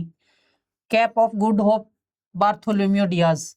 मतलब इनकी खोज किन्होंने की? तो ये खोजकर्ताओं के नाम है और ये खोज है। नाइजर नदी की खोज मुर्गो पार्क ने की है। सहारा की खोज मरुस्थल डिक्सन डेनहम ने की। नील नदी की खोज डेविड लिविंगस्टोन ने की। सूडान नदी हाइनरिच बार्थ, जर्मनी। विक्टोरिया जलप्रपात लिविंगस्टोन, ब्रिटेन। टंगनिका झील रिचर्ड बर्न, इंग्लैंड। अफ्रीका महाद्वीप के प्रमुख देश कौन कौन से देश हैं अफ्रीका महाद्वीप के अंदर हैं? तो अफ्रीका महाद्वीप में 54 देश है, जिसमें कुछ महत्वपूर्ण देशों का विवरण हमने यहाँ दिया है, जिसमें से एक है कांगो लोकतांत्रिक गणराज्य। हाँ, हम पढ़ने जा रहे हैं यहाँ कांगो। कांगो जो कंट्री अभी हमने जो पढ़ा वो पूरा अफ्रीका के बारे में पढ़ा है। अब हम जो पढ़ने जा रहे हैं वो पढ़ने जा रहे हैं कांगो। कांगो को लोकतांत्रिक गणराज्य पश्चिमी मध्य अफ्रीका का प्रायद्वीप में स्थित एक देश है, जो क्षेत्रफल की दृष्टि से उप सहारा प्रदेश का द्वितीय बृहत्तम देश है। कौन सा है? द्वितीय बृहत्तम देश है। इसका कुल क्षेत्रफल लगभग 23,44,585 वर्ग किलोमीटर। क्षेत्रफल की दृष्टि से भारत के 3/4 भाग के बराबर है। कितना है? भारत के 3/4 भाग के बराबर है। इसकी जनसंख्या हमारे देश के केरल राज्य की जनसंख्या के कुछ ही अधिक है, मतलब अपना जो केरल उससे कुछ ही अधिक है। इसके उत्तर में कांगो गणतंत्र, मध्य अफ्रीका गणतंत्र तथा सूडान, दक्षिण में युगांडा, बुरुंडी, रवांडा, जाम्बिया, दक्षिण व दक्षिणी पश्चिम में अंगोला तथा अटलांटिक महासागर स्थित है। कौन से? दक्षिण पश्चिम में अंगोला तथा महासागर स्थित है। लोकतांत्रिक गणतंत्र कांगो पहले बेल्जियम का उपनिवेश था, जिसे बेल्जियम कांगो कहा जाता था। इसे 30 जून 1960 को बेल्जियम से स्वतंत्र प्राप्त हुई तथा 1964 में इसने अपना पूर्व नाम जायरे को बदलकर लोकतांत्रिक गणतंत्र कांगो रख लिया। क्या कर दिया? अपना नाम लोकतांत्रिक कांगो गणतंत्र रख दिया। नाइजीरिया की भांति लोकतंत्र गणतंत्र कांगो भी उप सहारा क्षेत्र का ही एक निष्क्रिय दानव कहलाता है। क्या कहलाता है? नाइजीरिया की भांति लोकतांत्रिक गणतंत्र कांगो भी उप सहारा क्षेत्र का एक निष्क्रिय दानव कहलाता है। क्या कहता है? निष्क्रिय दानव।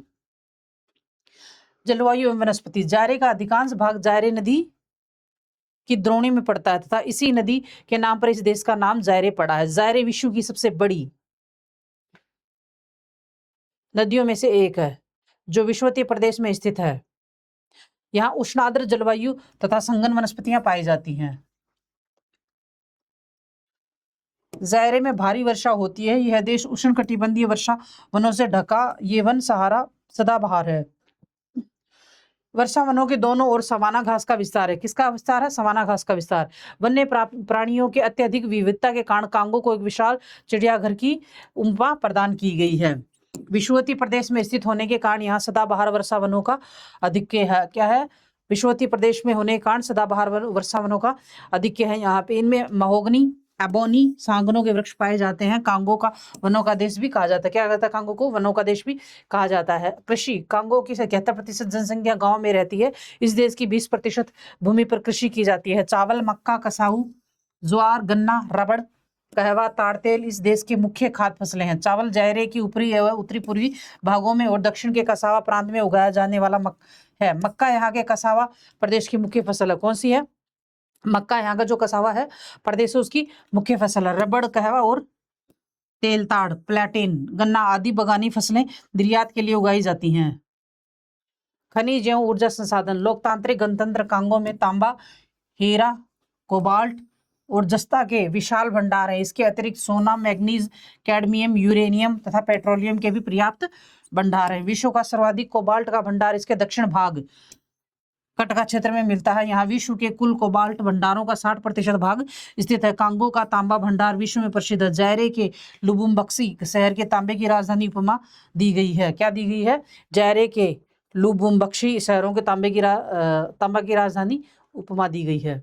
लोकतांत्रिक गणतंत्र, कांगो के अधिकतर उद्योग निर्यात के उद्देश्य से कृषि और खनिज उत्पादों का संसाधन करते हैं। वस्त्र उद्योग, लकड़ी के उत्पादन, धातु के उत्पाद, भवन निर्माण सामग्री, खाद्य पदार्थ एवं पेय पदार्थ, शिल्प कला, तंबाकू, सिगरेट, सिगार निर्माण एवं छोटी मशीनों का निर्माण आदि यहाँ के प्रमुख उद्योग है। उद्योग मुख्य रूप से लुकासी और लुबुम्बक्सी में स्थित हैं। किलोमोटो सोने के खनन का महत्वपूर्ण क्षेत्र है। अफ्रीका की विशालतम नदी कांगो द्वारा अपवाहित बेसिन में 1000 मेगावाट जल विद्युत उत्पादन की क्षमता निहित है। इस क्षमता का प्रयोग करते हुए लोकतांत्रिक गणतंत्र कांगो पड़ोसी देशों को भी जल विद्युत का कुछ भाग निर्यात करता है। क्या करता है? पड़ोसियों को भी वो जल विद्युत का निर्यात करता है, जिनमें कांगो और बुरुंडी प्रदेश प्रमुख है। कौन से है? कांगो और बुरुंडी इनमें से सबसे प्रमुख है। विश्व में जल विद्युत शक्ति की संभावित दक्षता सबसे अधिक इसी देश में है। क्या है? संभावित क्षमता जो इसी जल विद्युत की क्षमता सबसे ज्यादा इसी देश में है। जनसंख्या, कांगो लोकतांत्रिक गणतंत्र की कुल जनसंख्या लगभग 2/3 लोग बंटू भाषा बोलते हैं। क्या बोलते हैं? 2/3 लोग बंटू भाषा बोलते हैं, जो अश्वेत हैं। यहाँ ईसाई, इस्लाम और जीववादी धर्म प्रचलित है। किंशासा जायरे की राजधानी है एवं सबसे बड़ा नगर है। कौन सी? किंशासा जायरे की राजधानी और सबसे बड़ा नगर है। तथा लुबुम्बक्सी, मबांडाका, लिकासी, दत्तोदबिल्ले और किशनगंजी अन्य प्रमुख नगर हैं। जायरे नदी पर स्थित मातांडी देश का प्रमुख बंदरगाह है। कौन सा? मातांडी प्रमुख बंदरगाह। ये देखिए, कांगो गणतंत्र प्राकृतिक वनस्पति कौन कौन सी है, कहाँ कहाँ पाए जाते हैं? लेक माउंट नौका, प्लेट्यू, कटरेक्ट, माउंट नौका, माउंट मयोम्बे, होंगाबे, प्लेंटेनोयर, अटलांटिक महासागर, अंगोला तोंगुला, ब्राजीले, मसोका, प्लेटू बेटेके, अम्लिमा।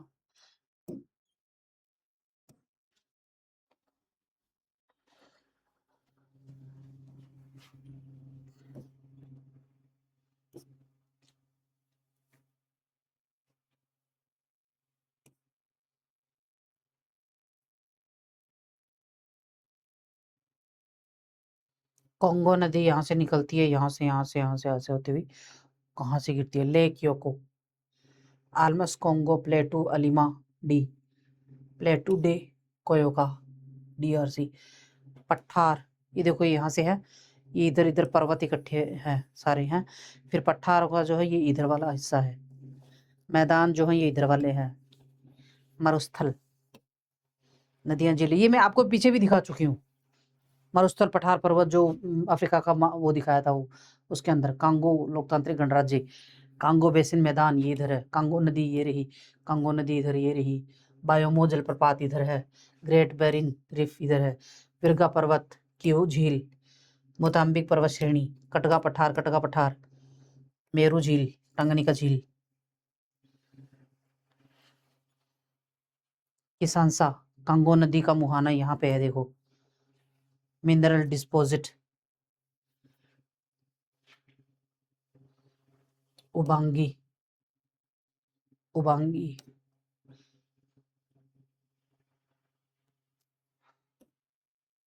ऐसा ही दिख रहा ना ठीक से।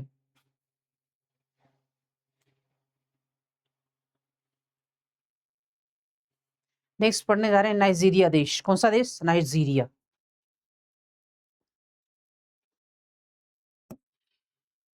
इसकी मैपिंग मैं आपको दिखाऊंगी। नाइजीरिया कंप्लीट हो जाए उसके बाद मैपिंग दिखाऊंगी, पहले अपन इसको पढ़ लेते हैं। नाइजीरिया पश्चिमी अफ्रीका महाद्वीप में स्थित एक संघीय गणतंत्र। कौन सा संघीय गणतंत्र है? जिसका कुल क्षेत्रफल लगभग 923.7 वर्ग किलोमीटर है। कितना है? 923.7 किलोमीटर है। इसके उत्तर में नाइजर, पूर्व में चाड एवं तथा कैमरून, पश्चिम में बेनिन और दक्षिण में गिनी की खाड़ी स्थित है। पहले यह ब्रिटिश उपनिवेश था जिसे सन 1960 में स्वतंत्र ता प्राप्त हुई। सन 1963 में यह एक गणतंत्र देश ब्रिटिश राष्ट्रमंडल का सदस्य बना। किसका? गणतंत्र देश एवं ब्रिटिश राष्ट्रमंडल का सदस्य बना। इस सन 1999 में इसका नया संविधान बना। एक समय में नाइजीरिया को उप सहारा अफ्रीका का आर्थिक दानव समझा जाता था। क्या समझा जाता था? आर्थिक दानव समझा जाता था, क्योंकि इकोनॉमिकली इसमें बहुत सारे रिसोर्सेस हैं। इसलिए वर्ष 2025 में नाइजीरिया को ब्रिक्स समूह के भागीदार देश के रूप में शामिल किया गया। कब? 1925 में नाइजीरिया को ब्रिक्स समूह के भागीदार देश के, ब्रिक्स जो समूह है उनका भागीदार देश इनको बनाया गया था 2025 के अंदर है। फिर है भूमि और जलवायु कैसी? नाइजीरिया निम्न भूमियों और पठारों वाला देश है। इसके दक्षिण एवं तटीय प्रदेश एक निम्न भूभाग है जो वर्षा वनों से ढका है। किससे ढका हुआ है? वर्षा वनों से। इसके उत्तर में जोन्स का पठार है। किसका पठार है इसके उत्तर में? जोन्स का पठार है। देश का सबसे उत्तरी भाग सहारा मरुस्थल तक विस्तृत है। नाइजर यहाँ की मुख्य नदी है। इस नदी के नाम पर इस देश का नाम नाइजीरिया पड़ा था। यह अधिकतर जो नदियां हैं ना और पर्वत पठार हैं अफ्रीका में, उनका कंट्रीज के नाम पर ही नाम पड़ा हुआ है। इसलिए आपको याद करने में ज़्यादा मुश्किल नहीं होगी। अगर आपको कंट्रीज के नाम याद हो गए ना और उनकी सीमाएं याद होगी कि कौन सी कंट्री के ईस्ट वेस्ट नॉर्थ साउथ में कौन है, आराम से हो जाएगा, इसके नाम याद हो जाएंगे, पहाड़ों के, पर्वतों के और नदियों के हैं और झीलों के। यह नदी गिनी की खाड़ी में गिरने से पहले नाइजीरिया की बहुत बड़े भूभाग से होते हुए देश की उत्तर पूर्वी नदियों सहित चाड झील में गिरती है। किस में गिरती है? चाड झील में गिरती है। इस प्रकार यह एक अंतः प्रवाह क्षेत्र का निर्माण करती है। अंतः प्रवाह यानी अंदर ही अंदर प्रवाह बनाता है, उसको बोलते हैं अंतः प्रवाह। नाइजीरिया के तटीय भागों में विषुवतीय रेखीय जलवायु पाई जाती है। कौन सी? विषुवतीय रेखीय। यहाँ वर्ष भर वर्षा होती है तथा आंतरिक भाग में ग्रीष्म ऋतु शुष्क रहती है। इस ऋतु में प्राय गर्म व धूल भरी हवाएं तथा उत्तर पूर्व की ओर से चलती हैं। इन हवाओं को हरमट्टान कहा जाता है। क्या कहा जाता है इन हवाओं को? हरमट्टान। जो धूल भरी हवाएं चलती हैं उनको उत्तर से पूर्व की ओर, उन्हें हरमट्टान नाम से जाना जाता है। कृषि नाइजीरिया में कृषि जीवन निर्वाह के लिए की जाती है। खाद्य फसलों में मक्का, मिलेट, कसावा, सोरघम, चावल, मक्का, रतालू आदि प्रमुख हैं। नदियां फसलों में मूंगफली, कपास, तंबाकू, कोको, रबड़, तेल, ताड़ तथा कहवा की प्रधानता है। किसकी है? फसलों में, नकदी फसलों में मूंगफली, कपास, तंबाकू, कोको, रबड़, तेल, ताड़ की गरी व तेल तथा मूंगफली के निर्यात में नाइजीरिया का विश्व में प्रथम स्थान है। कोको के उत्पादन में विश्व के इसका दूसरा स्थान है। यहाँ पशुपालन और पशुचारण की प्रमुख व्यवसाय हैं। खनिज और ऊर्जा संसाधन, पेट्रोलियम, प्राकृतिक गैस, लिग्नाइट, कोयला,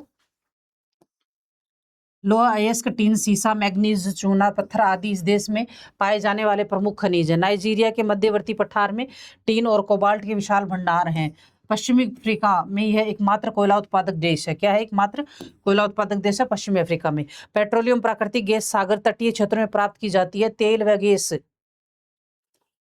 अधिकांश कुएं नाइजर नदी के डेल्टा के समीप है। कहाँ है? नाइजर नदी के तेल और गैस के कुएं जो नाइजर नदी के डेल्टा के पास स्थित है। देश के विदेशी मुद्रा का लगभग 90% भाग पेट्रोलियम तथा प्राकृतिक गैस के निर्यात से प्राप्त होता है। किससे? 90% विदेशी मुद्रा जो आती है पेट्रोलियम गैस और प्राकृतिक गैस से आती है, पेट्रोलियम से आती है। इस प्रकार कहा जा सकता है कि नाइजीरिया की अर्थव्यवस्था मुख्यतः तेल पर आधारित अर्थव्यवस्था है। नाइजीरिया जल विद्युत के संसाधनों में संपन्न है। किसमें है? जल विद्युत के संसाधनों में संपन्न है। यहाँ का सर्वप्रमुख बांध केंजी नाइजर, क्या है? केंजी नाइजर नदी पर बनाया गया है।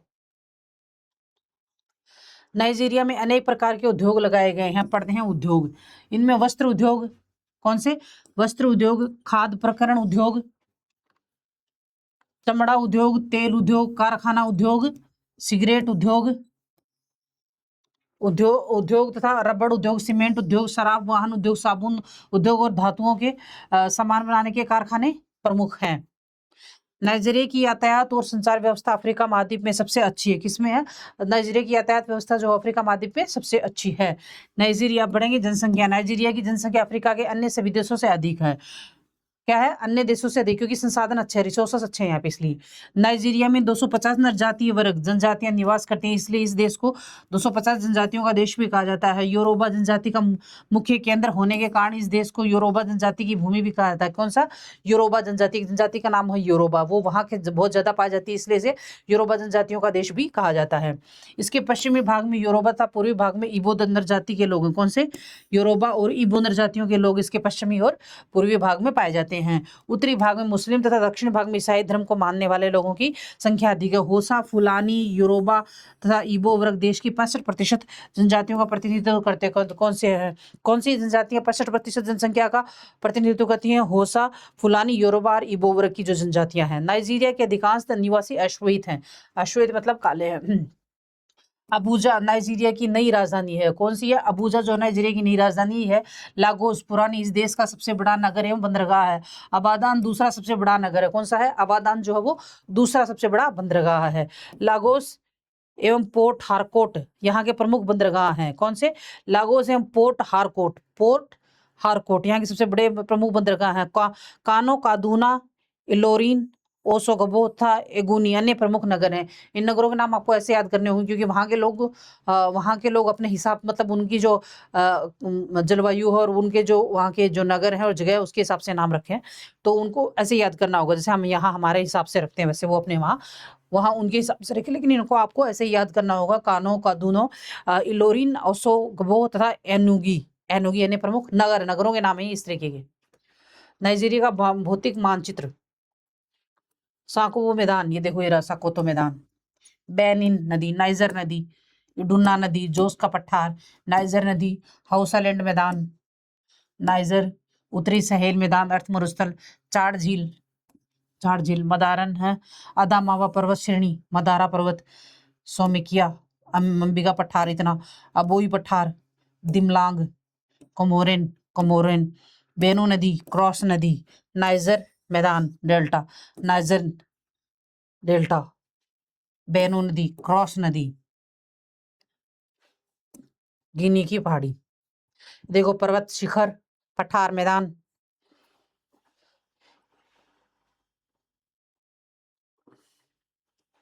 दलदल, झीलें इंडिकेट कर रखे ना, किस किस को किस हिसाब से दस। देखो, पर्वत, पठार मैदान, नदियां, झीलें, दलदल, सबको दर्शा रखा है। फिर आता है मिस्र अरब गणतंत्र। ये एक कंट्री है। किसकी कंट्री है? अफ्रीका देश है, ये अफ्रीकन देश, अफ्रीका महाद्वीप की है। मिस्र अरब गणतंत्र अफ्रीका महाद्वीप का उत्तर पूर्वी भाग में स्थित है। किधर है? उत्तर और पूर्वी भाग में स्थित है, लेकिन इसकी स्थिति दो महाद्वीपों एशिया और अफ्रीका के संगम पर है। किसका है?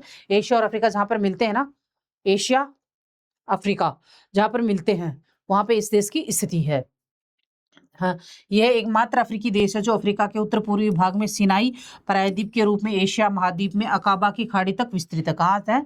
एशिया महाद्वीप के अंदर अकाबा की खाड़ी तक ये स्थित है। इसका कुल क्षेत्रफल 9,97,677 वर्ग किलोमीटर है। कितना है? 9,97,677 वर्ग किलोमीटर है। सिनाई प्रायद्वीप का अधिकांश भाग इजराइल के अधिकार में है। किसके है? इजराइल के अधिकार में है। मिस्र राजनीतिक, ये राजनीतिक है मिस्र। न्यू वेली, सोहागा, अबियूनी, अलमिंदा, ये नाम है ना, आप ठीक से देख लो, पढ़ लो, क्योंकि आ रहे हैं बार बार। लाल सागर, कर्क रेखा, असवाना, लाल सागर, सऊदी अरब, दक्षिणी सिनाई, ओर्डन, उत्तरी सिनाई, सोमालिया, गाजा पट्टी, fort scene, Anuya, Colombia, Cairo, हेलान, ये नाम आ रहे हैं, इसलिए आपको याद करने पड़ेंगे सारे, क्योंकि ये थ्योरी के अंदर आ रहे हैं। तो अगर आपको थ्योरी लिखनी है तो ऑब्वियसली नाम याद करने ही पड़ेंगे। इस देश का विस्तार इसके दक्षिण सीमा पर स्थित वादी हल्का से उत्तर में भूमध्य सागर तक और पूर्व में लाल सागर के तट से पश्चिमी लीबिया की सीमा तक है। यह एक वर्गाकार देश है जिसका उत्तर दक्षिण तथा पूर्व पश्चिम विस्तार लगभग 6,400 किलोमीटर है। कितना है विस्तार इसका? 6,400 किलोमीटर है। मिस्र के पूर्व में नाइजीर, तथा लाल सागर, और उत्तर में भूमध्य सागर तथा पश्चिम में लीबिया और दक्षिण में सूडान स्थित है। सुएज नहर भूमध्य सागर को लाल सागर से जोड़ती है। क्या करती है? सुएज नहर जो भूमध्य सागर को लाल सागर से जोड़ती है। इस प्रकार सुएज नहर हिंद महासागर को भी लाल सागर एवं भूमध्य सागर के रास्ते अटलांटिक महासागर को जोड़ती है। क्या करती है? अटलांटिक महासागर को जोड़ती है। इस नहर के निर्माण के पहले सुएज जल संधि अफ्रीका और एशिया के मध्य स्थल से सेतु का काम करती है। क्या करती है? स्थल संधि अफ्रीका और एशिया के मध्य स्थल सेतु का काम करती है। वर्तमान में भी पूर्व और पश्चिम के देशों के मध्य अंतर्राष्ट्रीय व्यापार के लिए सुएज नहर एक सुगम और महत्वपूर्ण द्वार का काम करता है। वर्तमान में भी पूर्व और पश्चिम के देशों के मध्य अंतर्राष्ट्रीय व्यापार के लिए सुएज नहर एक सुगम और महत्वपूर्ण द्वार का काम करता है।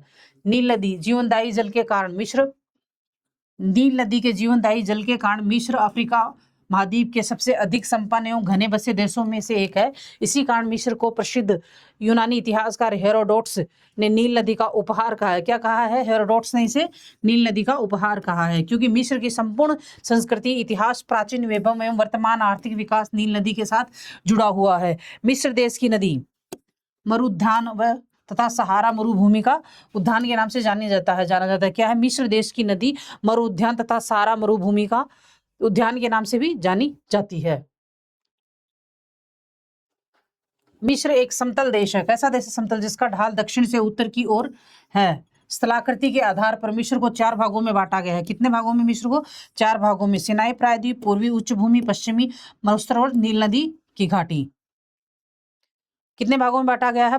भौतिक रूप में मिस्र को 4 भागों में। सिनाई प्रायद्वीप है, फिर पूर्वी उच्च भूमि है, फिर पश्चिमी मरुस्थल और नील नदी की घाटी।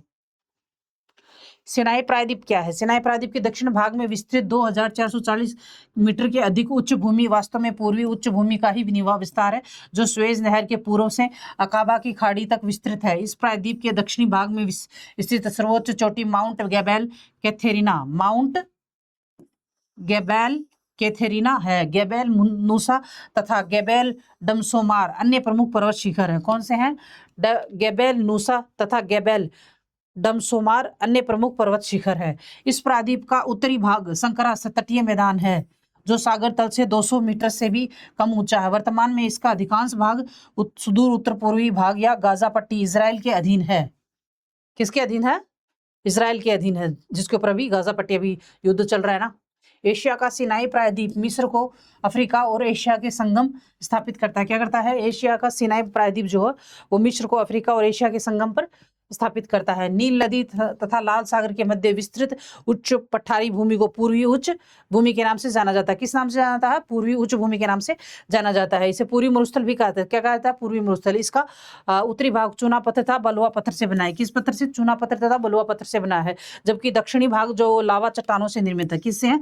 लावा चट्टानों से निर्मित है। इस पूर्वी पठारी भाग के उत्तरी भाग में इस देश की राजधानी काहिरा स्थित है। क्या स्थित है? इस देश की राजधानी काहिरा स्थित है। मिस्र के 2/3 भूभाग पर मरुस्थल का विस्तार है। कितने? 2/3 भूभाग पर। पश्चिमी मरुस्थल मिस्र के कुल क्षेत्रफल के 75% क्षेत्र पर विस्तृत है, जो कि बलुआ पत्थर से निर्मित एक पठारी क्षेत्र है। यह भूमध्य सागर से सूडान की सीमा तक एक पश्चिमी में लीबिया के आगे तक विस्तृत है। यह मरुस्थल समुद्र तल से औसतन 300 मीटर ऊंचा है, किंतु इस वायु की अपवाह क्रिया से निर्मित अनेक गर्त स्थित हैं, जो सागर तल से भी नीचे है। कतारा गर्त समुद्र तल से 122 मीटर नीचे, जो कि काहिरा से 200 किलोमीटर पश्चिम में स्थित है। दाखला, खरगा, बाहरिया, फरारा, सिवा अन्य प्रमुख गर्त हैं। मिस्र के दक्षिण पश्चिमी छोर पर जिल्फ चेबेरी पठार स्थित है, जो 1000 मीटर से अधिक ऊंचा है। कितना है? जिल्फ चेबेरी पठार। कौन सा? इसको नाम ऐसे कहना, जिल्फ चेबेरी पठार स्थित है, जो 1000 मीटर से भी अधिक ऊंचा है। नील नदी विक्टोरिया झील से निकलकर उत्तर की ओर प्रवाहित होती हुई काहिरा के समीप डेल्टा का निर्माण करती है। क्या करती है? काहिरा के समीप डेल्टा का निर्माण करती है। नील नदी भूमध्य सागर में गिरती है। यह विश्व की सबसे लंबी नदी है। क्या है? विश्व की सबसे लंबी नदी, जिसका कुल क्षेत्रफल लगभग 28 लाख वर्ग किलोमीटर है। यह उन प्रमुख नदियों में से एक है जो मरुस्थल को पार करके सागर तक पहुंचती है। क्या करती है? मरुस्थल को पार करके फिर सागर तक पहुंचती है। यह अपने मार्ग को 6 झीलों का निर्माण करती है। कितनी झीलों का? 6 झीलों का निर्माण करती है। इसकी ऊपरी घाटी वादी हाइफा से अस्यूत नगर तक, कहाँ तक? हाइफा से अस्यूत नगर तक विस्तृत है, जो 16 किलोमीटर चौड़ी है। अस्यूत से काहिरा तक नील की मध्यवर्ती घाटी की चौड़ाई 16 से 32 किलोमीटर है। इसकी घाटी के दोनों ओर बंजर भूमि है। क्या है? बंजर भूमि है घाटी के दोनों ओर। जलवायु एवं वनस्पति। मिस्र का अधिकतर भाग मरुस्थलीय, जिसके लगभग 2/3 भूभाग पर मरुस्थल फैला हुआ है। यहाँ उष्ण एवं शुष्क जलवायु पाई जाती है। कैसी पाई जाती है?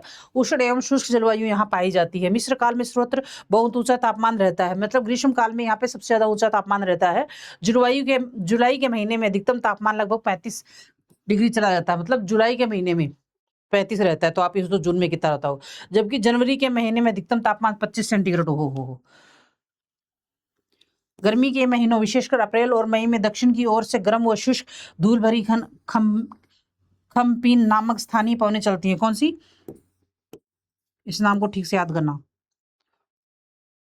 सिनाई प्रायद्वीप तथा लाल सागर की पहाड़ियों पर कभी कभी हिमपात होता है। भूमध्य सागर के तट पर शीतोष्ण चक्रवात के केवल शीतकालीन वर्षा होती है। आंतरिक भागों की ओर वर्षा की मात्रा क्रमशः घटती जाती है। काहिरा मात्र 7.6 सेंटीमीटर में ही वर्षा होती है। कहाँ होती है?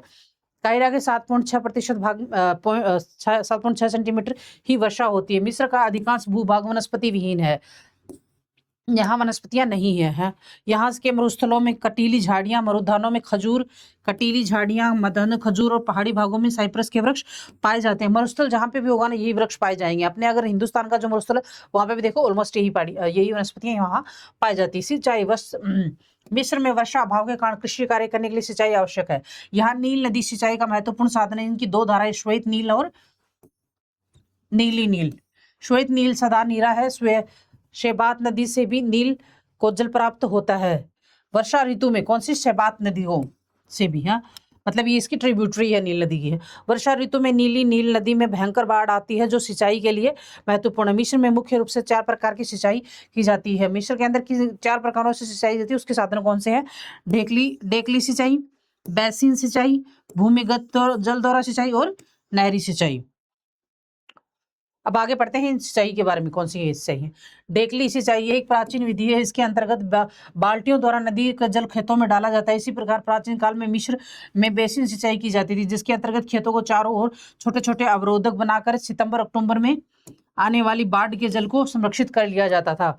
चारों तरफ वो बोलते हैं ना, मतलब ऐसी ऐसी मिट्टी की दीवारें बना के और फिर उसको सुरक्षित कर लिया जाता है, और फिर उसके पानी, बारिश के पानी को यूज किया जाता है। नहरी सिंचाई के अंतर्गत नदी डेल्टा का निर्मित अनेक बांधों के द्वारा निर्मित नहरों से सिंचाई होती है, जिनमें नाग हमादी बांध प्रमुख है। कौन सा है? नाग हमादी बांध जो है वो प्रमुख है। एडविन बांध है तथा दमीता बांध, असवान बांध, साद अली बांध अन्य प्रमुख बांध है। कौन कौन से बांध हैं? नाग हमादी बांध है, उसके बाद में नाग हमादी बांध के बाद में कौन सा? एडविन बांध है, और तथा दमित बांध तथा असवाना बांध, साद अली बांध अन्य प्रमुख बांध है जो प्रमुख है सिंचाई के लिए। असवाना बांध का जलाशय नासिर झील, जो विश्व की विशालतम कृत्रिम झीलों में से एक है, इसका विस्तार सूडान में भी है। इस बांध के निर्माण में मिस्र की सिंचाई क्षमता 50% वृद्धि हुई है। असवान बांध के निर्माण में कुछ नकारात्मक प्रभाव भी उत्पन्न हुए हैं, जो नील नदी की घाटी में मिट्टी का लवणीकरण, जल भराव आदि का समस्या के रूप में उत्पन्न हुए हैं। इससे ग्रामीण क्षेत्रों में सिस्टोसोमियासिस नामक रोग की समस्या हुई है। कौन सा रोग? सिस्टोसोमियासिस नामक रोग। कृषि मिस्र की कुल भूमि के केवल 3% भाग पर ही खेती होती है। नील नदी की घाटी और डेल्टाई भाग विश्व के सबसे अधिक उपजाऊ भागों में से एक है। मिस्र में प्राचीन काल से ही संगन निर्वाह कृषि प्रचलित रही है। यहाँ के कृषक परंपरागत संगन निर्वाह कृषि की आजीविका प्राप्त करते हैं। इन कृषकों को फेल्लाहक कहा जाता है। क्या कहा जाता है? कृषकों को फेल्लाहक कहा जाता है। मिस्र में उगाई जाने वाली प्रमुख फसलें कौन सी हैं? ये क्या किया पागल ने? ये मेरा पीपीटी बनाने वाला भी है ना, कभी कभी कुछ भी कर डालता है। ऊपरी मिस्र के बाढ़ग्रस्त क्षेत्रों में मक्का। मिस्र में उगाई जाने वाली प्रमुख फसलें कौन सी है? ऊपरी मिस्र के बाढ़ग्रस्त क्षेत्रों में मक्का, ज्वार, बाजरा, चावल तथा सिबियों का उत्पादन होता है। बाढ़ के समाप्त होने पर शीतकालीन फसलें जैसे गेहूं, जौ, दालें एवं पटसन आदि उगाई जाते हैं। ग्रीष्म काल में गन्ना, चावल, कपास, मरुद्यान में खजूर, भूमध्य सागर पर अंगूर, जैतून के अलावा अंजीर उगाए जाते हैं। यहाँ लंबे रेशे वाली कपास पैदा की जाती है, जो अपनी उच्च भू गुणवत्ता के लिए विश्व प्रसिद्ध है। यहाँ यहाँ से भारी मात्रा में कपास का निर्यात किया जाता है, यानी इन सबसे ज्यादा यहाँ पे जो उगाया जाता है वो कपास उगाया जाता है। मिस्र अफ्रीका का प्रमुख खजूर उत्पादक देश है। मिस्र जो है वो खजूर भी सबसे ज्यादा यहाँ मिलते हैं। मिस्र में मत्स्य उत्पादक भी विकसित अवस्था में है। 70% मछलियां आंतरिक क्षेत्रों में प्राप्त होती हैं। सागर तट पर मत्स्य उत्पादन का आसमान उच्च कवन में प्रभावित होता है। 70% मछलियां जो है मत्स्य उत्पादन यहाँ पे आंतरिक रूप से होता है। खनिज एवं ऊर्जा संसाधन, मिस्र में पेट्रोलियम, फास्फेट, लोहा, नमक तथा मैग्नीज के पर्याप्त भंडार हैं। क्या है? पर्याप्त भंडार है। पेट्रोलियम के मामले में मिस्र आत्मनिर्भर है तथा कुछ मात्रा में प्राकृतिक गैस के कोयले का भी उत्पादन किया जाता है, परंतु यहाँ का कोयला निम्न कोटि का है। खनिज तेल, मिस्र का सबसे उत्पादपूर्ण खनिज संसाधन है जो सिनाई प्रायद्वीप तथा लाल सागर के तटवर्ती भागों में मिलता है। कहाँ मिलता है? सिनाई प्रायद्वीप तथा सिनाई द्वीप तथा लाल सागर के तटवर्ती भागों में मिलता है। पेट्रोलियम के प्रमुख क्षेत्र रास गरीब, असल, गर्दाका, रास मात्रमा, फीरन, बालोइम, अबू कादिस आदि हैं। कौन से हैं? दोबारा सुनो। हैं पेट्रोलियम के प्रमुख क्षेत्र रास गरीब, क्या? रास गरीब, असल, असल है, गर्दाका, गर्दाका, रास मात्रमा, रास मात्रमा, फिरन, फिरन, बालेम, बालेम, अबू कादिस, अबू कादिस आदि पेट्रोलियम क्षेत्र है। प्राकृतिक गैस नील नदी के डेल्टा में स्थित अबू मादी, क्या? अबू मादी, अबू गारादेक तथा अबू करी स्थानों से प्राप्त होती है। मिस्र से पेट्रोलियम का निर्यात भी किया जाता है। असवान बांध से पर्याप्त मात्रा में पनबिजली उत्पन्न की जाती है। देखो, प्राकृतिक गैस के नील नदी के डेल्टा में स्थित अबू मादी, कौन सा? अबू मादी है, अबू गारादेक, अबू गारादेक है तथा अबू करी, अबू करी, तीनों में अबू अबू है। आगे वाले नाम याद करने होंगे, मादी, गारादेक, करी, ये याद करने होंगे आपको। स्थानों से प्राप्त होती है। मिस्र से पेट्रोलियम का निर्यात भी किया जाता है। असवान बांध, ये बांध में हमने पीछे पढ़ा है। पर्याप्त मात्रा में पनबिजली का उत्पादन किया जाता है। फिर होते हैं उद्योग। सूती वस्त्र मिस्र का सबसे महत्वपूर्ण परंपरागत उद्योग है, जिसमें देश के 40% श्रम शक्ति संलग्न है। मतलब 40% जो लोग हैं सूती वस्त्र उद्योग में लगे हुए हैं। इसके अतिरिक्त लोहा, इस्पात, उर्वरक, सीमेंट इंजीनियरिंग, विद्युत उपकरण, औषधि व फिल्म उद्योग उल्लेखनीय है। हल्के उद्योग Port Said, Port Suez, Ismailia, Helwan, अस्यून आदि स्थित है। कौन से हैं? हल्के उद्योग Port Said, Port Suez, Ismailia, Helwan, अस्यूद आदि स्थित है। दोबारा सुनो। हल्के उद्योगों के अंदर Port Said, Port Said, Port Suez, Port Suez, Ismailia, Ismailia, Helwan, Asyut आदि भी स्थित हैं। यहाँ पेट्रोलियम खनिज के आधार पर पेट्रो रसायन उद्योग भी विकसित हो गए हैं। प्राचीन सभ्यता के खंडहरों, महलों, पूजो स्थलों, कब्रगाहों तथा पिरामिडों के कारण मिस्र में पर्यटन उद्योग अत्यधिक विकसित है। स्वेज नहर मार्ग बनने के कारण मिस्र की अर्थव्यवस्था एवं व्यापार का व्यापक विकास हुआ है। स्वेज नहर के कारण भी इनका व्यापार काफी अच्छा हुआ है। ये जो अड़ोस पड़ोस की जितनी कंट्री है, बॉर्डर कंट्री अफ्रीका की, वहाँ पे उत्तर की जो स्वेज नहर की जो क्या कहते हैं, उत्तर पूर्व की साइड की जो बॉर्डर कंट्रीज हैं या उत्तर की जो बॉर्डर कंट्रीज उनमें स्वेज नहर बनने की वजह से जो व्यापार है वो काफी समृद्ध हुआ है। यहाँ का अधिकतर उद्योग काहिरा व सिकंदरिया में है। कहाँ पे है? काहिरा और सिकंदरिया में। सईद बंदरगाह है, स्वेज नगर, इस्माइलिया, हेलवान, अस्यूत एवं थेम्बस में विभिन्न प्रकार के छोटे कारखाने हैं। कहाँ है? सईद बंदरगाह। कौन सा बंदरगाह है? सईद बंदरगाह, शहीद नहीं सईद है। स्वेज नगर, स्वेज नगर, इस्माइलिया, इस्माइलिया, हेलवान, हेलवान, अस्यूत, अस्यूत एवं थेबस विभिन्न प्रकार के छोटे कारखाने, कारखानों के नाम है। उसके बाद में आता है जनसंख्या। मिस्र में अधिकतर अरबी लोग रहते हैं। कौन से लोग रहते हैं? अरबी, जो इस्लाम धर्म के अनुयायी हैं। किसके? इस्लाम धर्म के। अल कायरा मिस्र की राजधानी है। क्या है? अल कायरा मिस्र की राजधानी है, जो अफ्रीका महाद्वीप का सबसे बड़ा नगर है। अफ्रीका महाद्वीप का सबसे बड़ा नगर है। विश्व प्रसिद्ध पिरामिड एवं स्फिंक्स काहिरा के निकट स्थित है। क्या है? विश्व प्रसिद्ध पिरामिड एवं स्फिंक्स काहिरा के निकट स्थित है। अल सिकंदरिया मिस्र का दूसरा सबसे बड़ा नगर एवं प्रमुख बंदरगाह है। पोर्ट सईद एक प्रमुख व्यापारिक केंद्र है जो स्वेज नहर के एक किनारे स्थित है। कौन सा है? स्वेज नहर की। पोर्ट सईद एक प्रमुख व्यापारिक केंद्र है, पोर्ट सईद है, जो स्वेज नहर के एक किनारे स्थित है। यातायात। काहिरा यातायात मार्ग का केंद्र है, जो एक प्रमुख अंतर्राष्ट्रीय हवाई अड्डा भी है। लेकिन अंतर्राष्ट्रीय व्यापार में मिस्र को महत्वपूर्ण स्थान दिलाने का श्रेय स्वेज नहर को है। किसको है? स्वेज नहर को है। स्वेज नहर का निर्माण अफ्रीका काहिरा यातायात मार्ग का केंद्र है। नाम याद करना है इसका, काहिरा यातायात, जो एक प्रमुख अंतर्राष्ट्रीय हवाई अड्डा है। क्या? प्रमुख अंतर्राष्ट्रीय हवाई अड्डा। लेकिन अंतर्राष्ट्रीय व्यापार में मिस्र के महत्वपूर्ण स्थान दिलाने का दिलाने का जो श्रेय है वो स्वेज नहर को जाता है। स्वेज नहर का निर्माण अफ्रीका और एशिया को अलग करने वाले स्वेज जल संधि को काट कर की गई थी। क्या की गई थी? स्वेज जल संधि को काट कर की गई थी, जो भूमध्य सागर को लाल सागर से जोड़ती है। क्या करती है? भूमध्य सागर को लाल सागर से जोड़ती है। सन 1859 में इस नहर के बन जाने से मुंबई में लंदन तक के मार्ग में 7000 किलोमीटर से अधिक की दूरी कम होगी। कितनी कम होगी? मुंबई से लंदन तक की 7000 किलोमीटर की दूरी कम हो गई। यह नहर 162 किलोमीटर लंबी है। कितनी? 162 किलोमीटर, जिसे पार करने में जलियान को 10 से 12 घंटे का समय लगता है। जलियान को 10 से 12 घंटे का समय लगता है। सिकंदरिया मिस्र का एक प्रमुख बंदरगाह है। कौन सा? सिकंदरिया। सिकंदरिया, इन नामों को अच्छे से याद कर लेना है। मिस्र का प्राकृतिक चित्रण एवं भूआकृतियां हैं। भूमध्य सागर इधर है, कतारागर्त, कतारागर्त पश्चिमी राजस्थान, बराल पश्चिमी राजस्थान, गबेल मरुस्थल है, राजस्थान नहीं है, मरुस्थल, गबेल साथ महानरेत समुद्र, महानरेत समुद्र,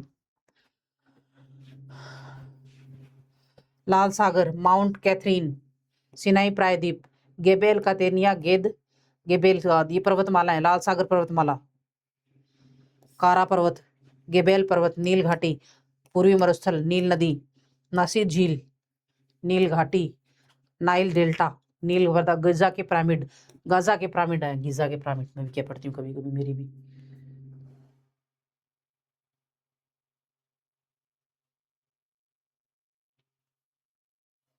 ओके, तो आज हमने यूरोप नहीं, सॉरी, अफ्रीका आज हमने शुरू किया है।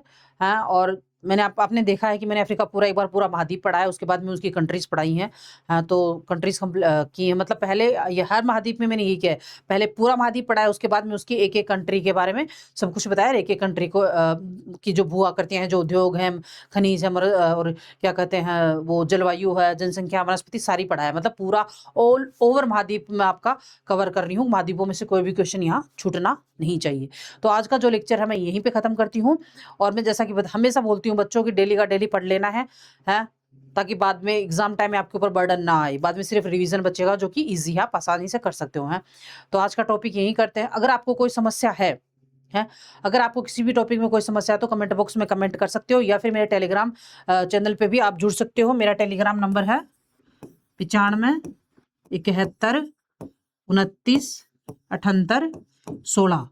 तो आप यहाँ पे भी कमेंट करके और यहाँ पे भी जुड़ सकते हो और मुझे बता सकते हो। और टेलीग्राम का लिंक भी इस क्लास के नीचे दिया हुआ है, सारी क्लासों के नीचे इसका टेलीग्राम लिंक दिया हुआ है। वहां जुड़ के आप मुझे आप प्रॉब्लम बता सकते हो कि आपको किस टॉपिक के अंदर कहाँ क्या प्रॉब्लम आ रही है। मैं आपको या तो कमेंट बॉक्स में जवाब दे दूंगी, मैसेज के थ्रू, या फिर क्या कहते हैं यहाँ पे शॉर्ट क्लास बना के आपको इसी चैनल के ऊपर अपलोड कर दूंगी। जिसकी भी जो समस्या होगी यहाँ क्लास, यहाँ पे छोटी क्लास लेके शॉर्ट क्लास बना के अपलोड कर दूंगी, या फिर कमेंट बॉक्स में आपको जवाब दे दूंगी। और यूट्यूब पे क्लास अपलोड होती है तो वहाँ पे भी नीचे कमेंट बॉक्स में भी आप बता सकते हो, टेलीग्राम में भी आप जुड़ सकते हो, वहाँ पे भी बता सकते हो। तो मैं आपको रिप्लाई या तो कमेंट बॉक्स में दूंगी या फिर क्लास बना के अपलोड कर दूंगी छोटी सी। तो जो भी समस्या हो, आपको जिस तरीके से समझ में आता है, जो भी समझ में आता है, आप उस तरीके से आप मुझे बताते हो, मैं वैसे ही समझा दूंगी। मैं अपना 100% दे रही हूँ, आप भी अपना 100% देके पेपर क्या एग्जाम इस बार जो है वो क्लियर करना है। तो आज की क्लास ही खत्म होती है, कल फिर मिलेंगे दोबारा नेक्स्ट क्लास में। Okay, bye, thank you.